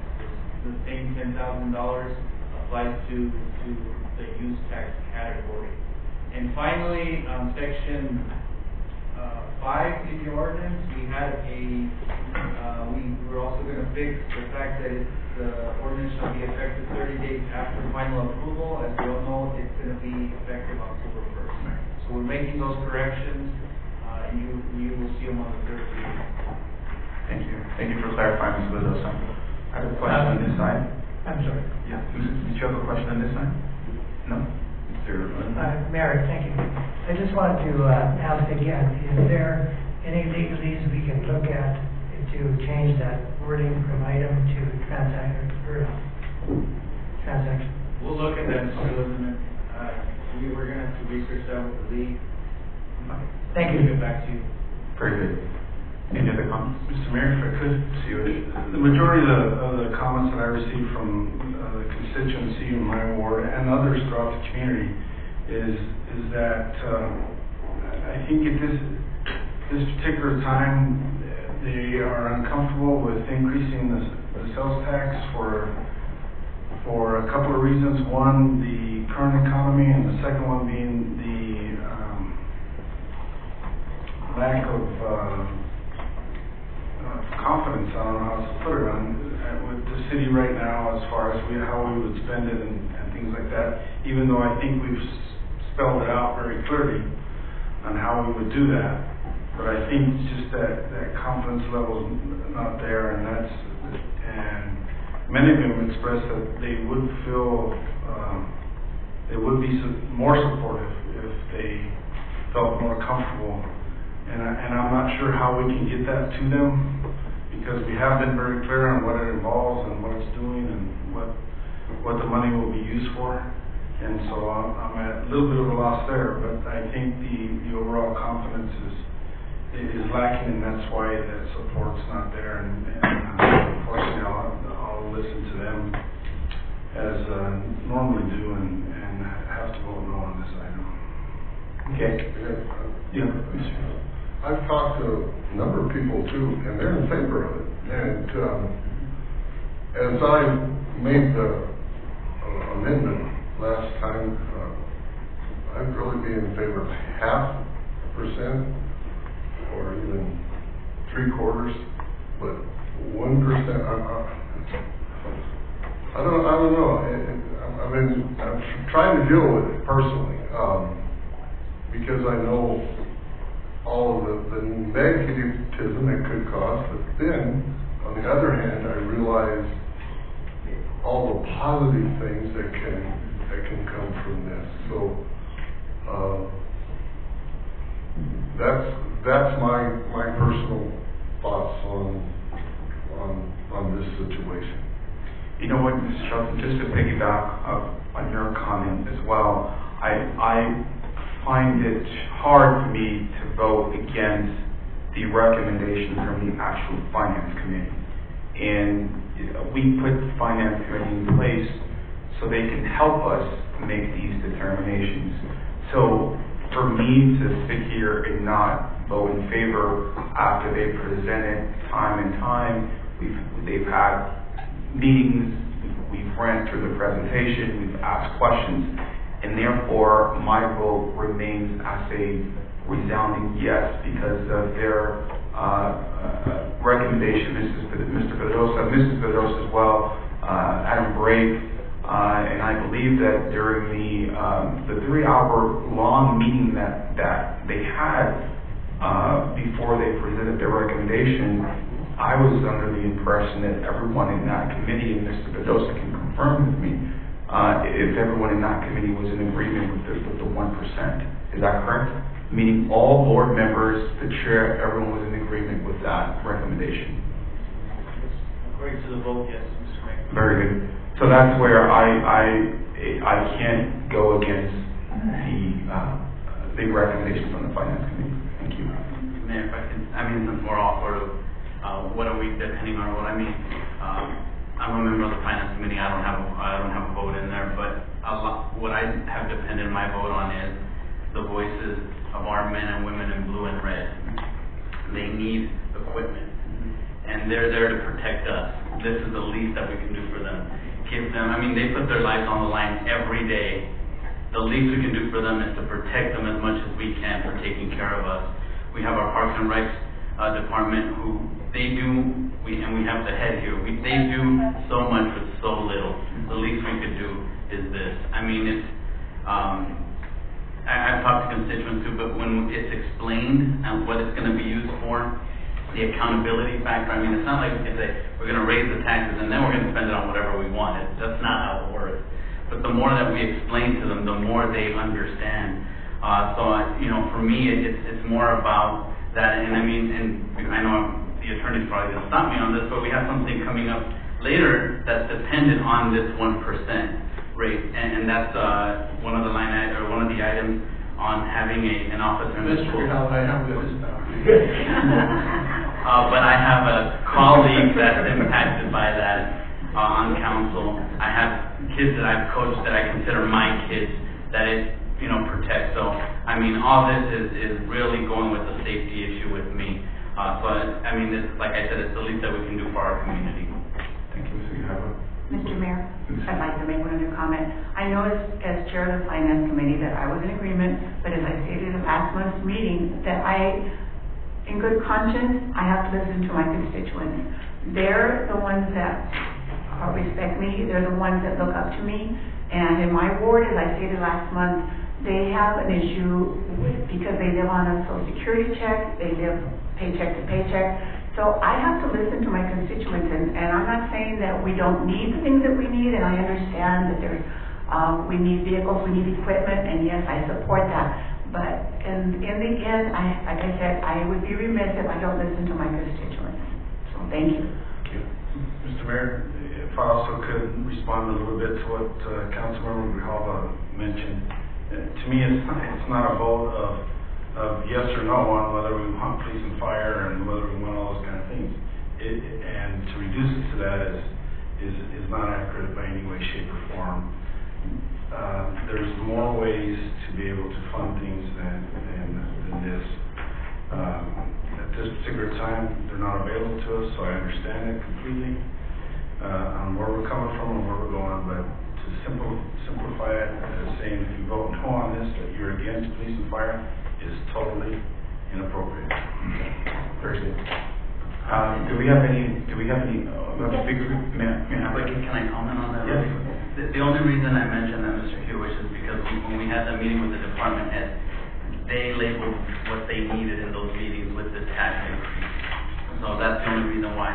They need helmets as soon as possible so they could do their job. So police need emergency equipment. So I mean, this is dependent on, that's why I just said, that's why my vote is dependent on what they told me that they needed.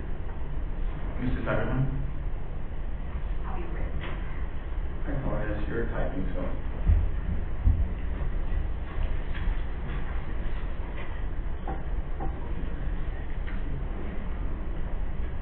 Ms. Robles?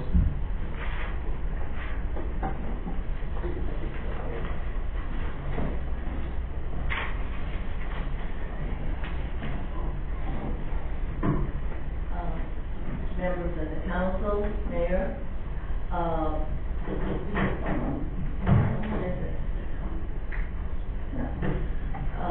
thank you for the opportunity. Can I use that one? I can't hold it. Sure. Can I have it in my hand? Thank you. Honorable Mayor and council people, thank you. I am Olga Robles, I live at 809 Street. And I believe that you are doing a terrible dishonesty to the citizens of Douglas. You must know that Douglas lives on transfer checks. Those checks don't get any bigger. Everything gets bigger, but not the checks. Another thing, instead of you trying to bring people into the city, you don't even try. And we see more and more stores closing as General Dollar is closing out, as you know. So, you know, it is heartfelt to see this happening in Douglas, but still yet you are going to raise the sales tax instead of trying something else. You know what something else could be? Not spend as much. Not take off on the League of Cities and close the city hall so that you can go have 3 days of party. You could have done that. And we, the taxpayers, take the tab for the hotel. That is uncomfortable. That is terrible. You made expenses and more expenses that should have been done, that if Mr. Nava had been here, that's why it was always, the budget was never over. You never went over the budget because you was watching it like a hawk. But you know what? He died, and now we're in the red. All because of the hypocrisy of trying to say I can spend, I can do, instead of going by the budget. I'm sorry. And then I have to say this. For somebody that was recalled, that all those people signed to recall you, you come back with more arrogance. And what is it that you have against Douglas? Because you're not working for Douglas, sir. And you're not being honorable and respectful to the citizens that elected you. You must know that. And I think all the city of Douglas should know that. Just for a little staple, you're here. But look, that could have been grandfathered in. But you know what it is? The corruption in our county is great, isn't it? Thank you very much. Dr. Gomez?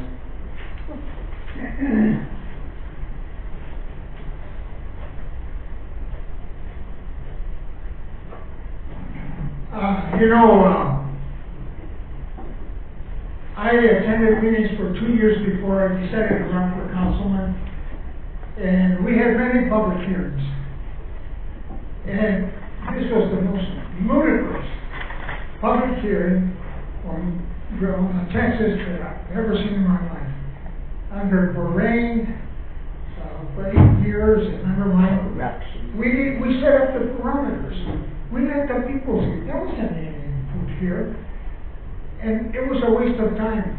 for all those people that attended here at 4 o'clock, you already voted for it. The public hearing should have been before you considered the tax raise. There was not a call to the public on any of these things except the regular meeting. We didn't know what we were doing here. How are we going to address you? There was no way of addressing you. We were, what do you call it? They strapped your mouth shut. Thank you very much for doing it tonight. You did a great job. Mrs. Castillo?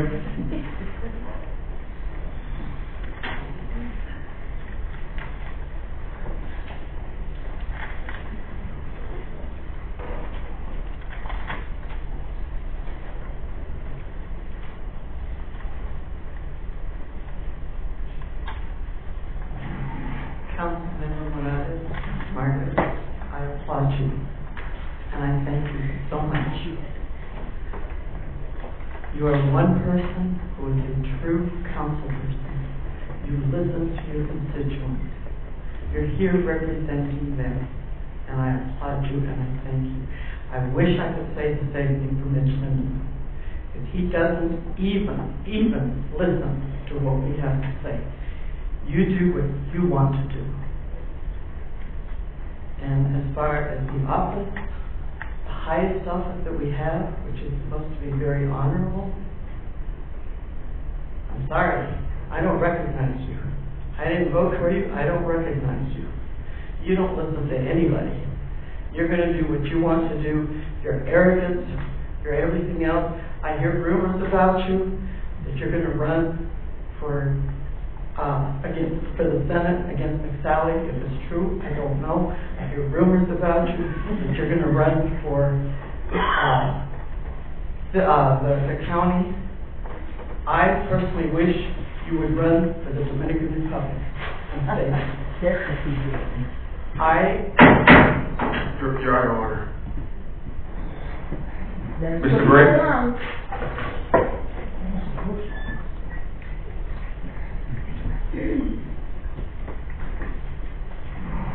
Good evening.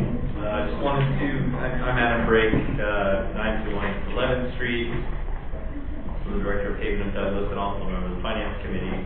And for those, Margaret Morales and Jose Grijalva, who were able to attend the Finance meeting where we discussed the sales tax, the 3-hour meeting you mentioned, Mayor, I kind of want to just reiterate that we did really go over every possible option. It was like WrestleMania in there, and if we didn't agree, but we came to an agreement finally, but there were many differing opinions. There were people from different business backgrounds, people who, we reviewed the whole budget. So I do want to encourage you guys to continue with our recommendation. It wasn't something that was just willy-nilly throwing spaghetti in the wall, things on sticks. It really made sense, and all of us came to that meeting, and we all gave a little, and we all took a little, and it was truly kind of politics at its finest for those who attended that meeting. And I just wanted to address something else that Mr. Grijalva had mentioned, talking about what happens if you do not, pass the sales tax, or if the revenue just doesn't simply be enough. It's very rare, but municipalities, cities do declare bankruptcy. It happens. We have a revenue problem. We've said it from the beginning. It's not a cost-cutting problem. We're pretty bare bones. The problem here is when you're not making money in business, it's either an expense problem, you're not controlling it, or it's a revenue problem. It's 100% a revenue problem here. And that's what we discussed as the Finance Committee. If you run out of money, you do as a city declare bankruptcy. And the courts are not as kind as cities declare bankruptcy because cities create their own revenue through sales taxes, through providing their services. That happens, you cut employees, and on top of that, you cut pensions of former employees, now retired employees. The city starts cutting services, and then to recoup the money, the city's forced to raise the taxes anyway. And then all that money doesn't go to the city, it goes to paying the debt. Like, it is an ugly, ugly, ugly picture that we face if we don't start creating some serious revenue. I know it's not popular, 1% isn't, but what happens is down the road, we don't have money, bankruptcy happens, and that is going to be far uglier. We've seen some other cities do that. You can just look up any interview of people who've been involved in that, and it's a horrific thing. So I just want to encourage you, we need the revenue. The city, we have a lot of great services that we provide. We have a lot of great services to provide that we can continue to provide more of to our families, to the people here. So, as Councilor Shelton said, if you build it, deal will come. I say if you don't fund it, you can't build it. So you gotta make the hard decision. But I support whatever decision you guys come to. The committee sticks to our recommendation of the 1% increase. Thank you, Mr. Burke. Thank you. Roll call. Councilmember Grijalva? Yes. Councilmember Soto? Yes. Councilmember Shelton? Yes. Councilmember Hewish? No. Councilmember Lindemann? Yes. Councilmember Morales? No. Mr. Mayor? Yes. Motion carries. In ordinance of the mayor and council of the city of Douglas, Cochise County, Arizona, amending the model city tax code in the city of Douglas to increase the sales/use tax rate from 2 8% to 3 8% commencing on October 1, 2019, amending ordinances 573, ordinance 821, and ordinance 08-937, establishing severability of components of ordinance and establishing an effective date thereof. Item number 16, discussion decision on approval of first reading of ordinance number 19-1112, an ordinance of the mayor and council of the city of Douglas, Cochise County, Arizona, conferring established building permit and inspection fees, and establishing new inspection and related fees for the city of Douglas Public Works Department, establishing severability components of ordinance, and establishing an effective date thereof. Mr. Pedrosa. Yes, Mayor, members of council, city having reviewed the fees in Title 15 in over 9 years, we looked at the different aspects of the title, and we also found out that we're currently charging some fees within the international building code, but they weren't recorded within our title. So part of what we're doing today is we're revising some fees. We're also memorializing the fees that we're actually charging as part of the building code, which was adopted by mayor and council. And also a huge component of this is bringing forward right-of-way fees, something that when we did our research, we found out that we were probably one of the only cities that are not charging any right-of-way fees to contractors that cut our streets, that are doing all this work, yet we're having to go out there to inspect, and we're not doing any cost recuperation for that. So before you, we've set a numerous bullet point list of revision to these fees, and I'll go over them briefly. We also, our staff spends a lot of time reviewing permit applications, some that don't ever get taken out, and we don't charge anything for that either. We're basically charging a nominal fee for those valuation, according to the valuation of the permit that they're taking out. So we're adding filing fees basically, because those permits, if we do receive those, we have to file them, we have to record them. So we're charging a $10, $15, $20, $30, $40 valuation fee. Our signage was also really low compared to all the cities we compared ourselves to.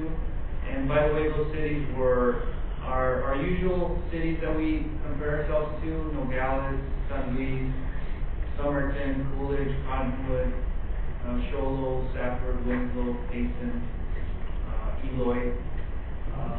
All those cities that are most comparable to the city of Douglas. We also compare ourselves to the county. Our zoning fees, we increasing $5. We're not charging for certificate of occupancy fees, something that we do, and we're not charging for that when we issue those certain CFOs. For maps, whenever they ask us to print maps, we weren't charging for that. And the right-of-way inspection fee, which included trenching.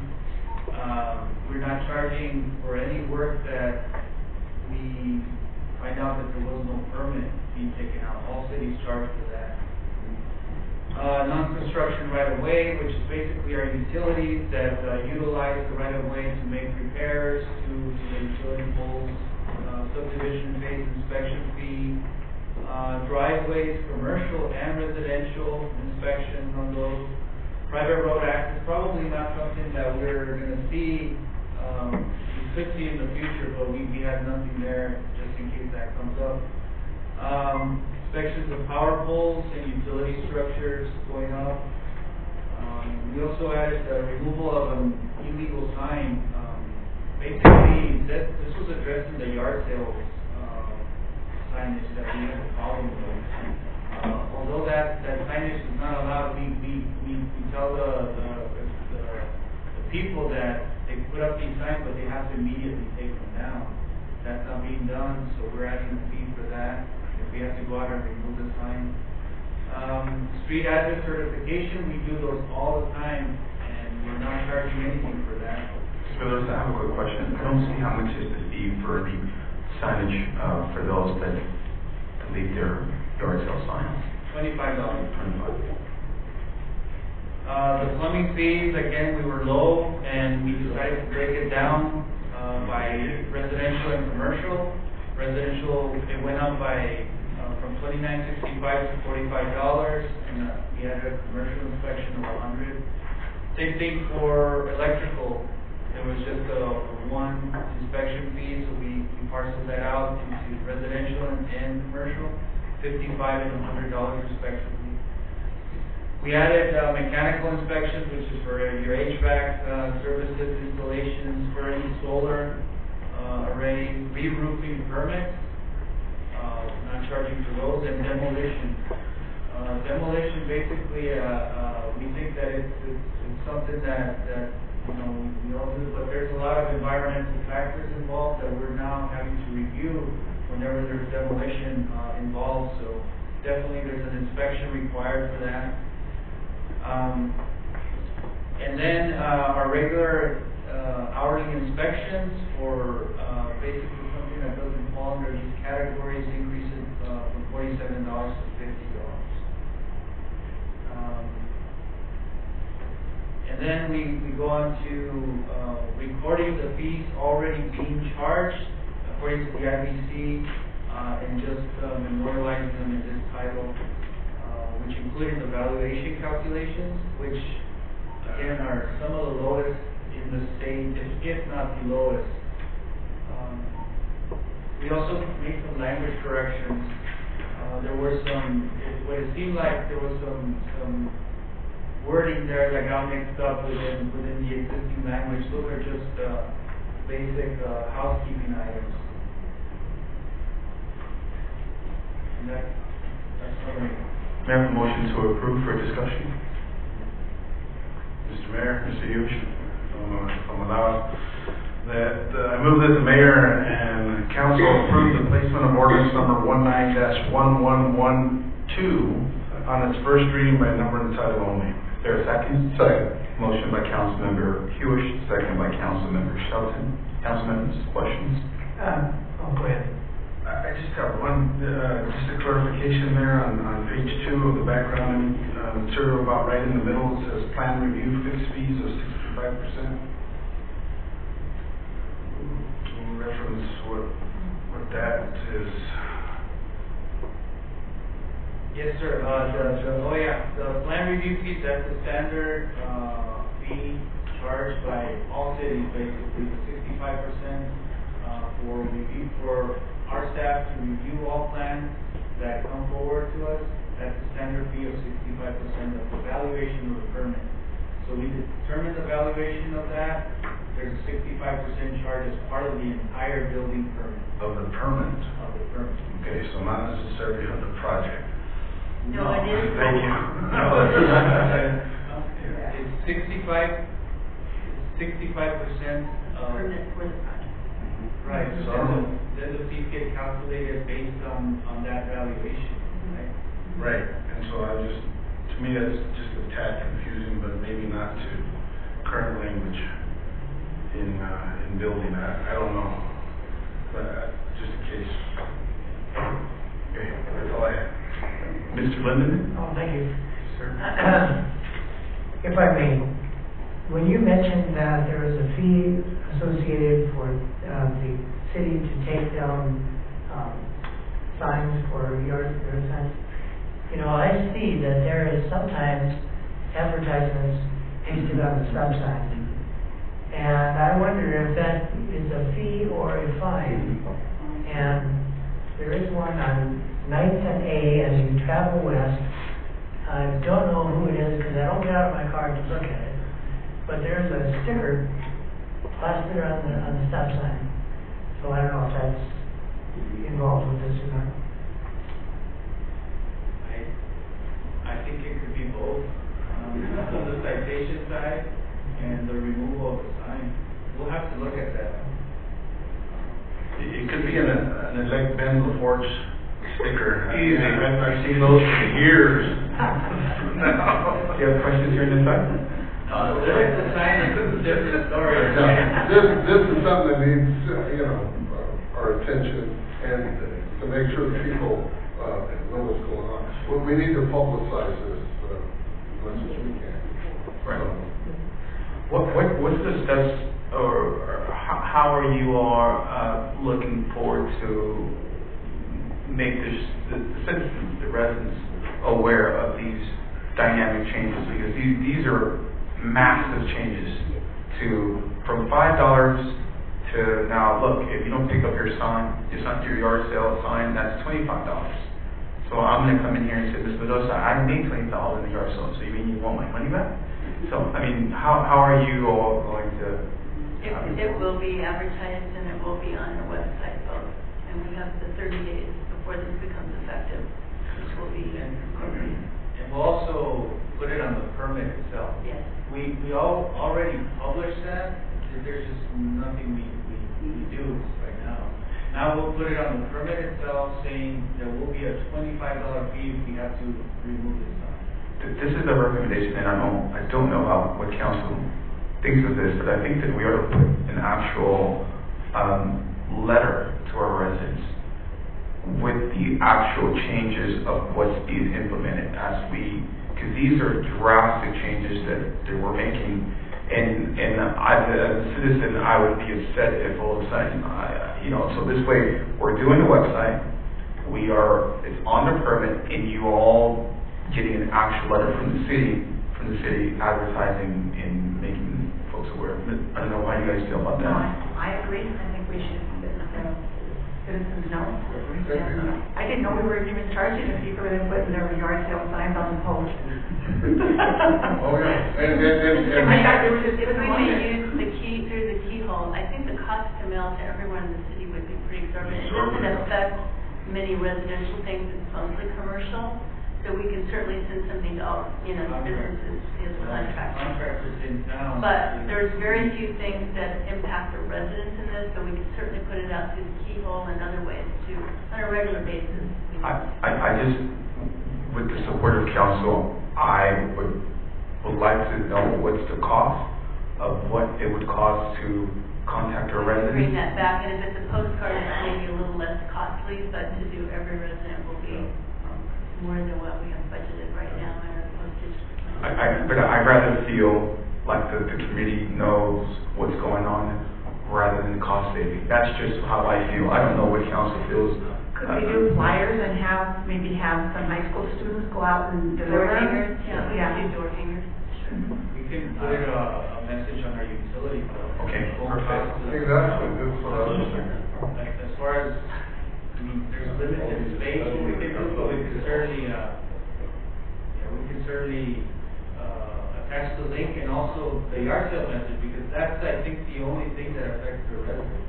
Right. When they get the slip, have on it, $25 if you don't have it off in 24 hours or 48 hours. And highlight it and maybe the girls could remind them when they. We'll put signage up on where they issue permits. We'll put it on the permit itself, and we'll put it on the utility bill. Any other questions? Well, that's what I was going to mention. I mentioned what I said on the utility bill. But I also wanted to mention really quick, that Mr. Watson keeps telling me the unsung heroes are public works. And when you find out all the work they do and they're not charging, I mean, I think when we see a lot of them, just say thank you, because if they get a call, they go, they do the job, and we don't know how much they're actually getting, reimbursed for it as far as the department and their work. So I just wanted to say thank you for that. Well.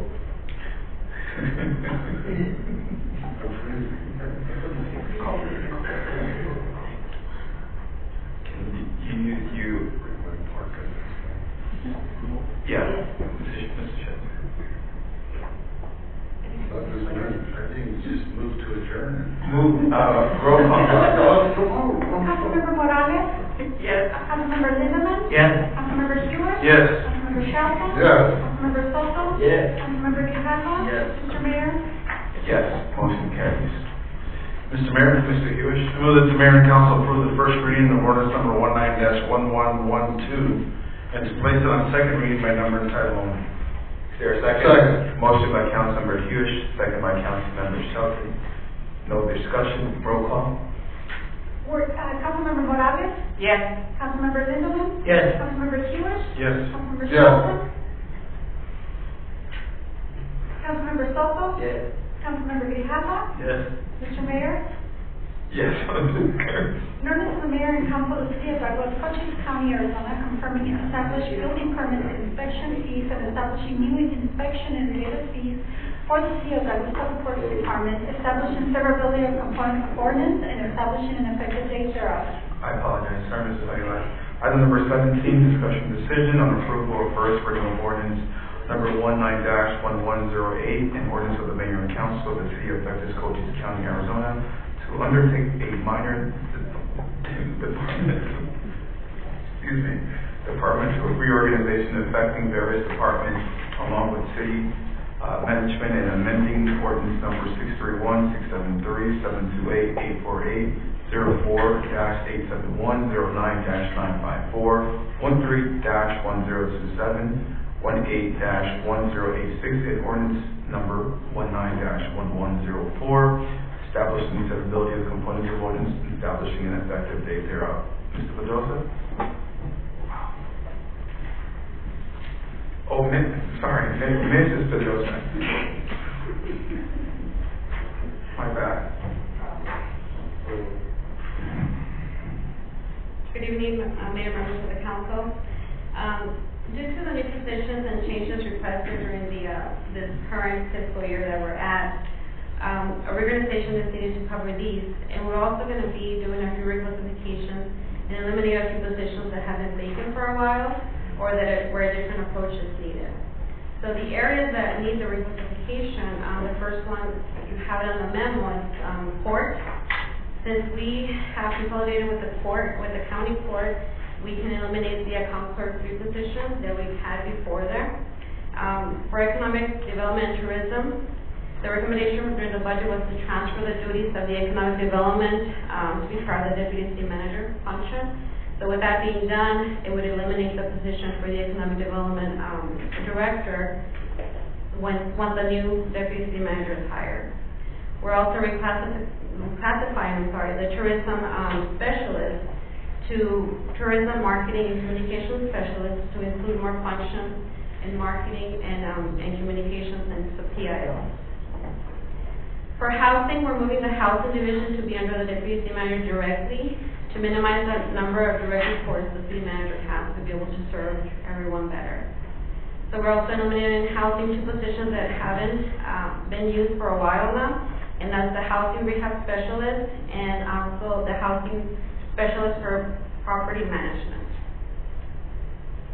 And human resources, we're creating a new position as a human resources analyst. We're short-staffed, and this position will take on the loss control duties that we have and also assist the HR manager. We're reclassifying the HR admin assistant 1 to be an admin assistant 2 because that person will also be taking on duties from the loss control position So we're not gonna be funding or filling, the loss control position, and instead we're gonna split those duties between the HR analyst and the admin assistant. And we're gonna use those savings from the loss control to cover those reclassifications that we're offering in this memo. Under leisure services, we're creating a leisure services admin assistant to be able to handle all the cemetery administrative functions, so to centralize them in leisure services, among other aspects for the department itself. We're also reclassifying the league recreation aide to a recreation special event specialist to be able to handle all the functions that have to do with special events that the city is handling. For management services, Ms. Shereen Watson will speak to that. On this position, I'm recommending that we move if you look at your two charts in your handout, you'll see that management services would have both budget and finance, which is what Mr. Pedrosa does right now as finance director and treasurer. But the new position of grants coordinator will go under him, as well as the current information technology, which is under him, procurement and transit. And most cities around our state, when they get to that level of those many functional areas that are distinctive, they usually call them a management services director. So I'm recommending that as well, because he's taking on additional areas of responsibility and budget as well as people. Mayor, I don't have the chart. It's in your background. Not in here. Not in here. Oh, it's not enough. I'll leave that here.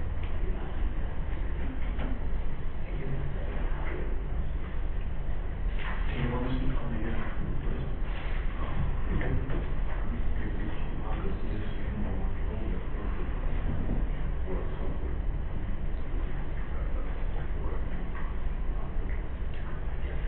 So as far as the organizational chart is concerned as well, we're also officially transferring the transit division under management services and the grants coordinator under management services instead of the city manager. So again, for the city managers to not have as many direct reports. For planning and development services, we're going to establish all those functions together under the deputy city manager. So that means moving the planner and under the deputy city manager, currently under the city manager.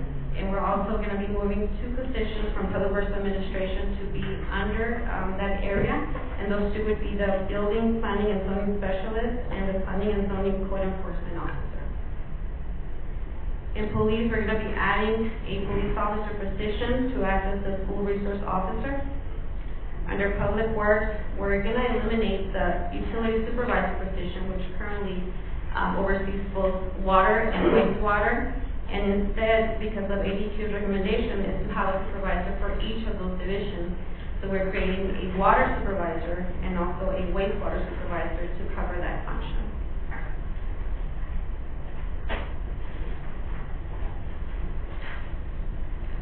We're reclassifying one of the building maintenance specialist positions that Public Works Construction has, and it's been vacant for a while, but we're going to instead use it as a maintenance tech 2, which is what the division supervisor requested that would better serve the need of the department or that division.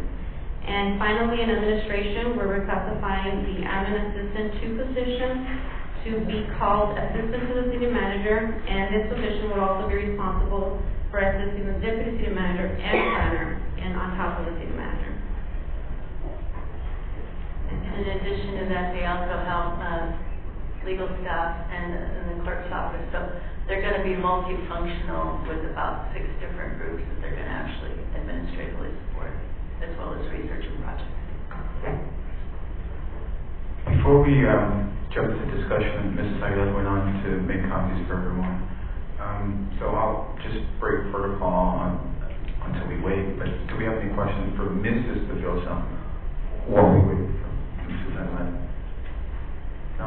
Mr. Mayor, Mr. Hughes? I think it's very well thought out, and I would applaud that. This looks like it's very functional, and I think it'll be good.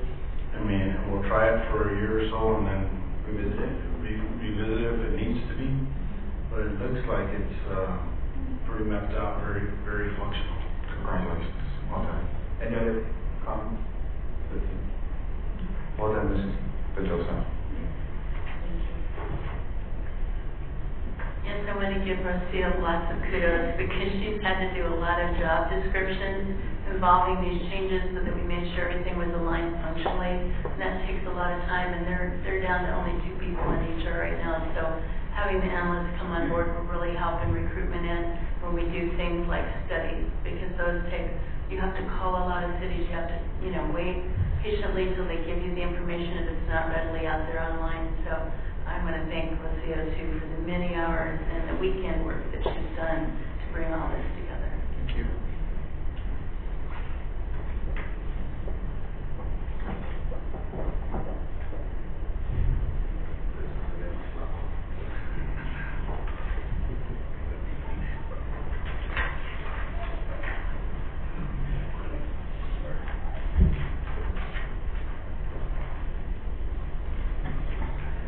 Welcome back. Okay, so may I have a motion to approve?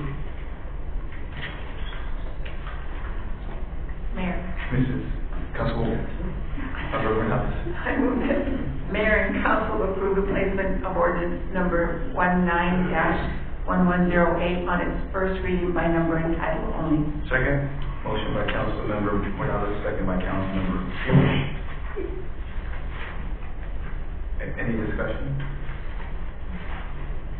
Roll call. Councilmember Morales? Yes. Councilmember Lindemann? Yes. Councilmember Hewitt? Yes. Councilmember Shelton? Yes. Councilmember Soto? Yes. Councilmember Grijalva? Yes. Mr. Mayor? Yes. Motion carries. Mr. Mayor, Mr. Hewish, I move that the mayor and council approve the first reading of ordinance number 19-1108 and to place it on second reading by number and title only. Second. Motion by Councilmember Hewish, second by Councilmember Morales. Roll call. Councilmember Morales? Yes. Councilmember Lindemann? Yes. Councilmember Hewitt? Yes. Councilmember Shelton? Yes. Councilmember Soto? Yes. Councilmember Grijalva? Yes. Mr. Mayor? Yes. Motion carries. Ordinance the Mayor and Council of the City of Douglas, Cochise County, Arizona, to undertake a minor departmental reorganization affecting various departments along with city management and amending ordinance number 631, 673, 728, 848, 04-871, 09-954, 13-1027, 18-1086, and ordinance 19-1104, establishing severability of component components and establishing an effective date thereof. Item number 18, discussion decision on approval of resolution number 19-1351, a resolution of the mayor and council of the city of Douglas, Cochise County, Arizona, authorizing the entry into an intergovernmental agreement between the city of Douglas and the Douglas Unified School District number 27 to purpose of providing Douglas Police Department DPD personnel to fill the school resource officer position for the high school in the city of Douglas. Mr. Chief Floyd. Good evening, Mr. Mayor, members of the council. This is an intergovernmental agreement between the city of Douglas and the Douglas Unified School District for the assignment of a school resource officer at Douglas High School. And the premise behind the agreement is a cost share between the city and the district for 50% of the officer's base salary, including related expenses. Just some short background, back in 2018, the Douglas High School administration contacted the department and expressed the need for a school resource officer based on increasing incidents of violence amongst the students, bullying, cyberbullying, and tobacco use and abuse. We've also had an increase in calls for service at the school the same amount of time as well as this past school year. So the school resource officer is long overdue and certainly warranted. The cost for the city under this agreement would be $44,900. Also, I did want to point out that I made a last-minute amendment to the IGA, which was sent to the clerk's office this afternoon, to paragraph 9 under finances, and it's simply a housekeeping amendment of one sentence that basically reads, The salary will be invoiced and compensated at intervals agreed upon by both parties. And I understand that's already been agreed upon, so. Thank you, Chief. May I have a motion to approve? Mr. Mayor, Mayor. Councilmember Morales? I move that mayor and council approve resolution number 19-1351. Second. Motion by Councilmember Morales, second by Councilmember Shelton. Any discussion? Mayor, I have a question. Mr. Lindeman? Chief, I see here that, in the background, the police department retains supervisor oversight and control of the assigned officer in case he's needed or in some other capacity. But if something comes up at a different school, who would then say they've got an issue with a fight or something at one of the middle schools? Is there flexibility built in for that officer to then go to another site, or how would that work? I don't believe that's been discussed, but I certainly think that there is some flexibility allowed in that. I think the primary idea is having that officer at the school for the majority of that time, but certainly if there is need for the officer to respond to another school for that type of an incident, I think it could be handled that way. But would they have to go to the administration or to you? It would simply be a courtesy notification to the administration that they would be leaving the campus for that purpose and an anticipated time of return. Okay. I really think that needs to be discussed, and because, you know, in the event something happens, it happens fast. Correct. So, thank you. Any other comments here?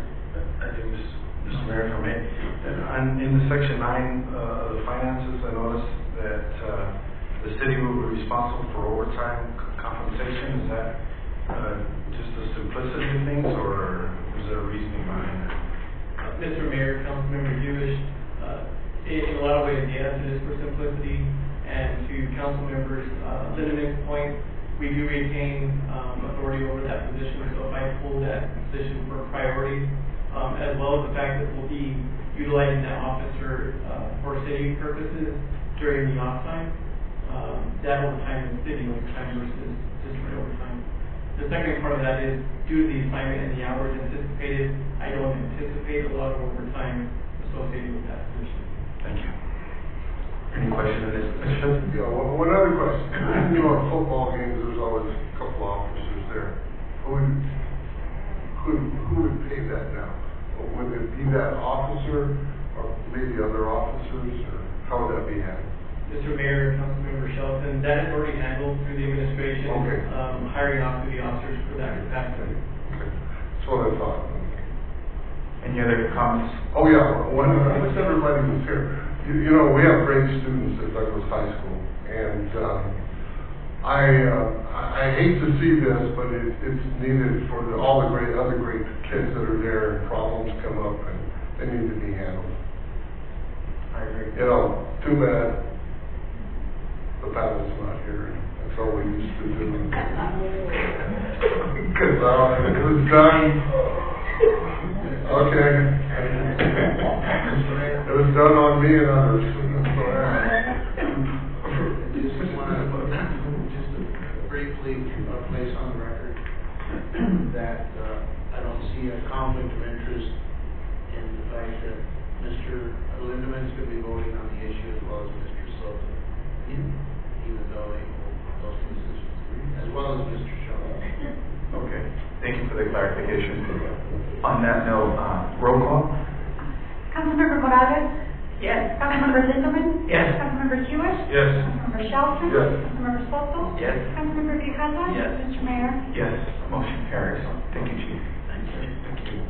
Item number 19, discussion decision on approval of resolution number 19-1352, a resolution of the mayor and council of the city of Douglas, Cochise County, Arizona, authorizing the city of Douglas to enter into a grant agreement with the Southeast Arizona Major Investigative Team, SAMIT, grant and administered by the City of Tucson Police Department. Excuse me.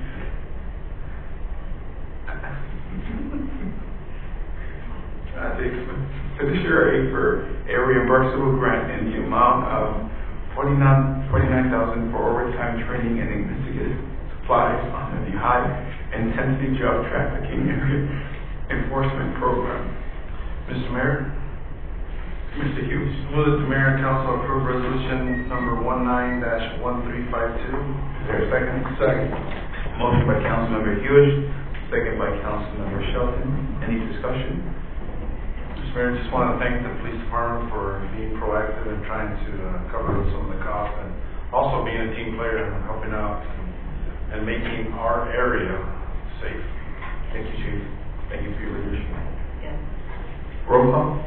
Councilmember Morales? Yes. Councilmember Lindemann? Yes. Councilmember Hewitt? Yes. Councilmember Shelton? Yes. Councilmember Soto? Yes. Councilmember Grijalva? Yes. Mr. Mayor? Yes, motion carries. Item number 20, discussion decision on approval of resolution number 19-1353, a resolution of the mayor and council of the city of Douglas, Cochise County, Arizona, authorizing the execution of a lease between the city of Douglas and Southwest Valley Constructors for 18.5 acres at the municipal airport within parcel number 41001-005 for purposes, on conducting contractor operations, establishing stability components of ordinance, and establishing an effective date thereof. Mr. Pedrosa? Thank you, Mr. Mayor. Southwest Valley Constructors approached the city of Douglas as they were contracted by the federal government to construct the border wall, which is east of Douglas, just a continuation of that border wall. And they approached the city of Douglas for vacant land. They agreed upon the use of the airport, which had an improved pad there, as well as vacant land where they could do a batch plan for concrete batch plan. As the mayor indicated, there's the use of 15 acres of unimproved land, 3.5 acres of improved land. The contractor would be responsible for clearing that land and making a roadway towards it, installing a new gate, installing driver culverts for that gate, paying half of the water installation cost, and paying up to $20,000 for sewer. So those were a couple stipulations that they wanted. They wanted access to water and sewer. Sewer is not very easily accessible at that location, and would require some investment from the city. And the water, however, is very much so that we just needed to run about an 800-foot line to their location. So that's something that we had agreed upon. The city, like I said, would pay for half of the water cost and sewer connection. The idea behind the sewer is that 9th Street area is the only area in the city of Douglas that does not have access to sewer. So we wanted to take advantage and have the contractor partially pay for that. It's something that the city's been meaning to do for some time, is giving access to sewer to those residents at the same time connecting the contractor to their sewer. So trying to take advantage of that situation and get some of that money. However, there's issues in cost for that. So we're still trying to bid that project out and see how much it'll cost the city and how much the contractor can chip in. Otherwise, we would have to provide a back truck, and they would have to fill it in holding tanks, and we would have to basically get our back truck back from that waste in our truck. The lease is for 18 months. Possibly with a 6-month extension of a monthly rent of $15,000 per month. I will say that just last minute, the funding for this project was being held up in the courts, and the project is being put on hold. So pending that decision, they will move forward. So we're actually requesting council to table this item, but it will come back to the mayor and council at some point. There's also some issues to iron out as far as the sewer. We're not sure if we can deliver the sewer like they wanted to in the lease agreement.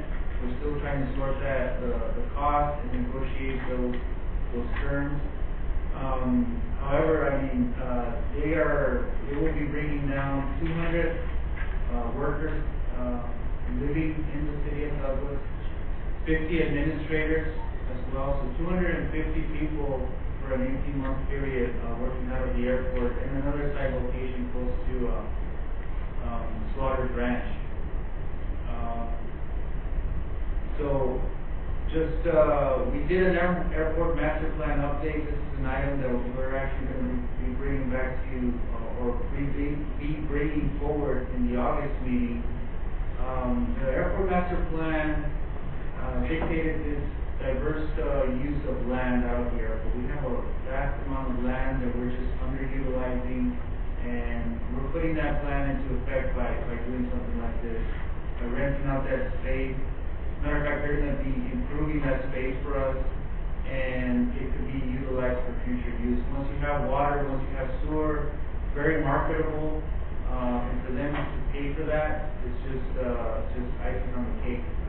So we're excited that we can take advantage of this opportunity as an economic development opportunity for the city. But again, I do request from the council today that we table the item and not to vote on it because the lease terms are something that are still being negotiated and because the project is ongoing. Mr. Mayor, Mr. Hirsch, I move that the mayor and council table item number 20.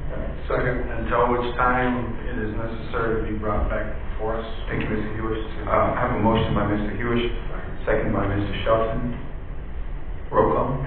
Councilmember Morales? Yes. Councilmember Lindemann? Yes. Councilmember Hewish? Yes. Councilmember Shelton? Yes. Councilmember Soto? Yes. Councilmember Grijalva? Yes. Mr. Mayor? Yes, motion carries.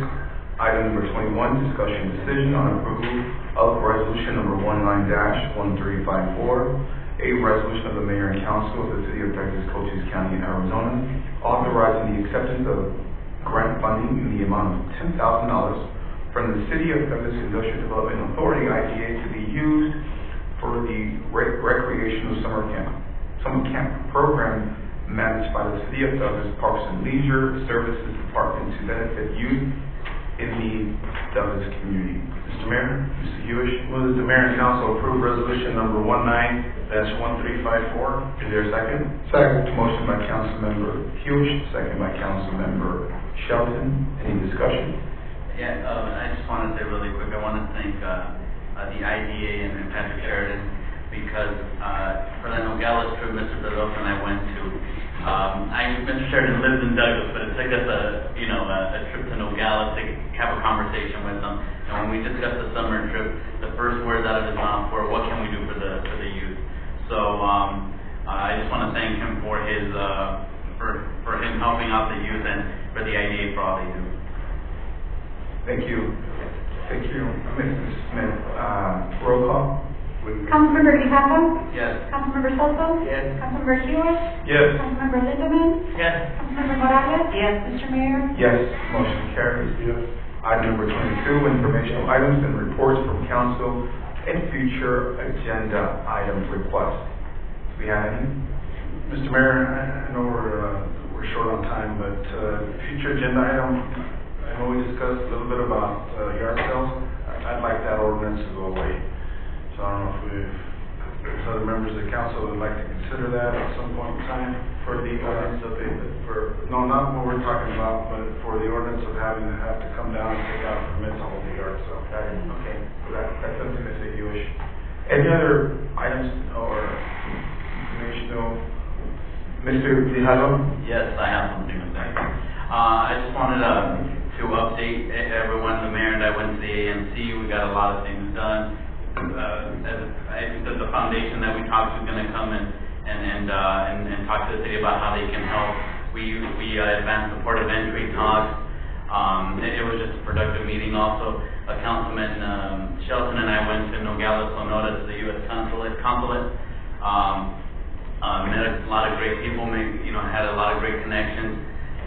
The trip was great, but I had a better time with the Councilman Shelton because his stories the dinner, ice cream, I mean, it was ice cream.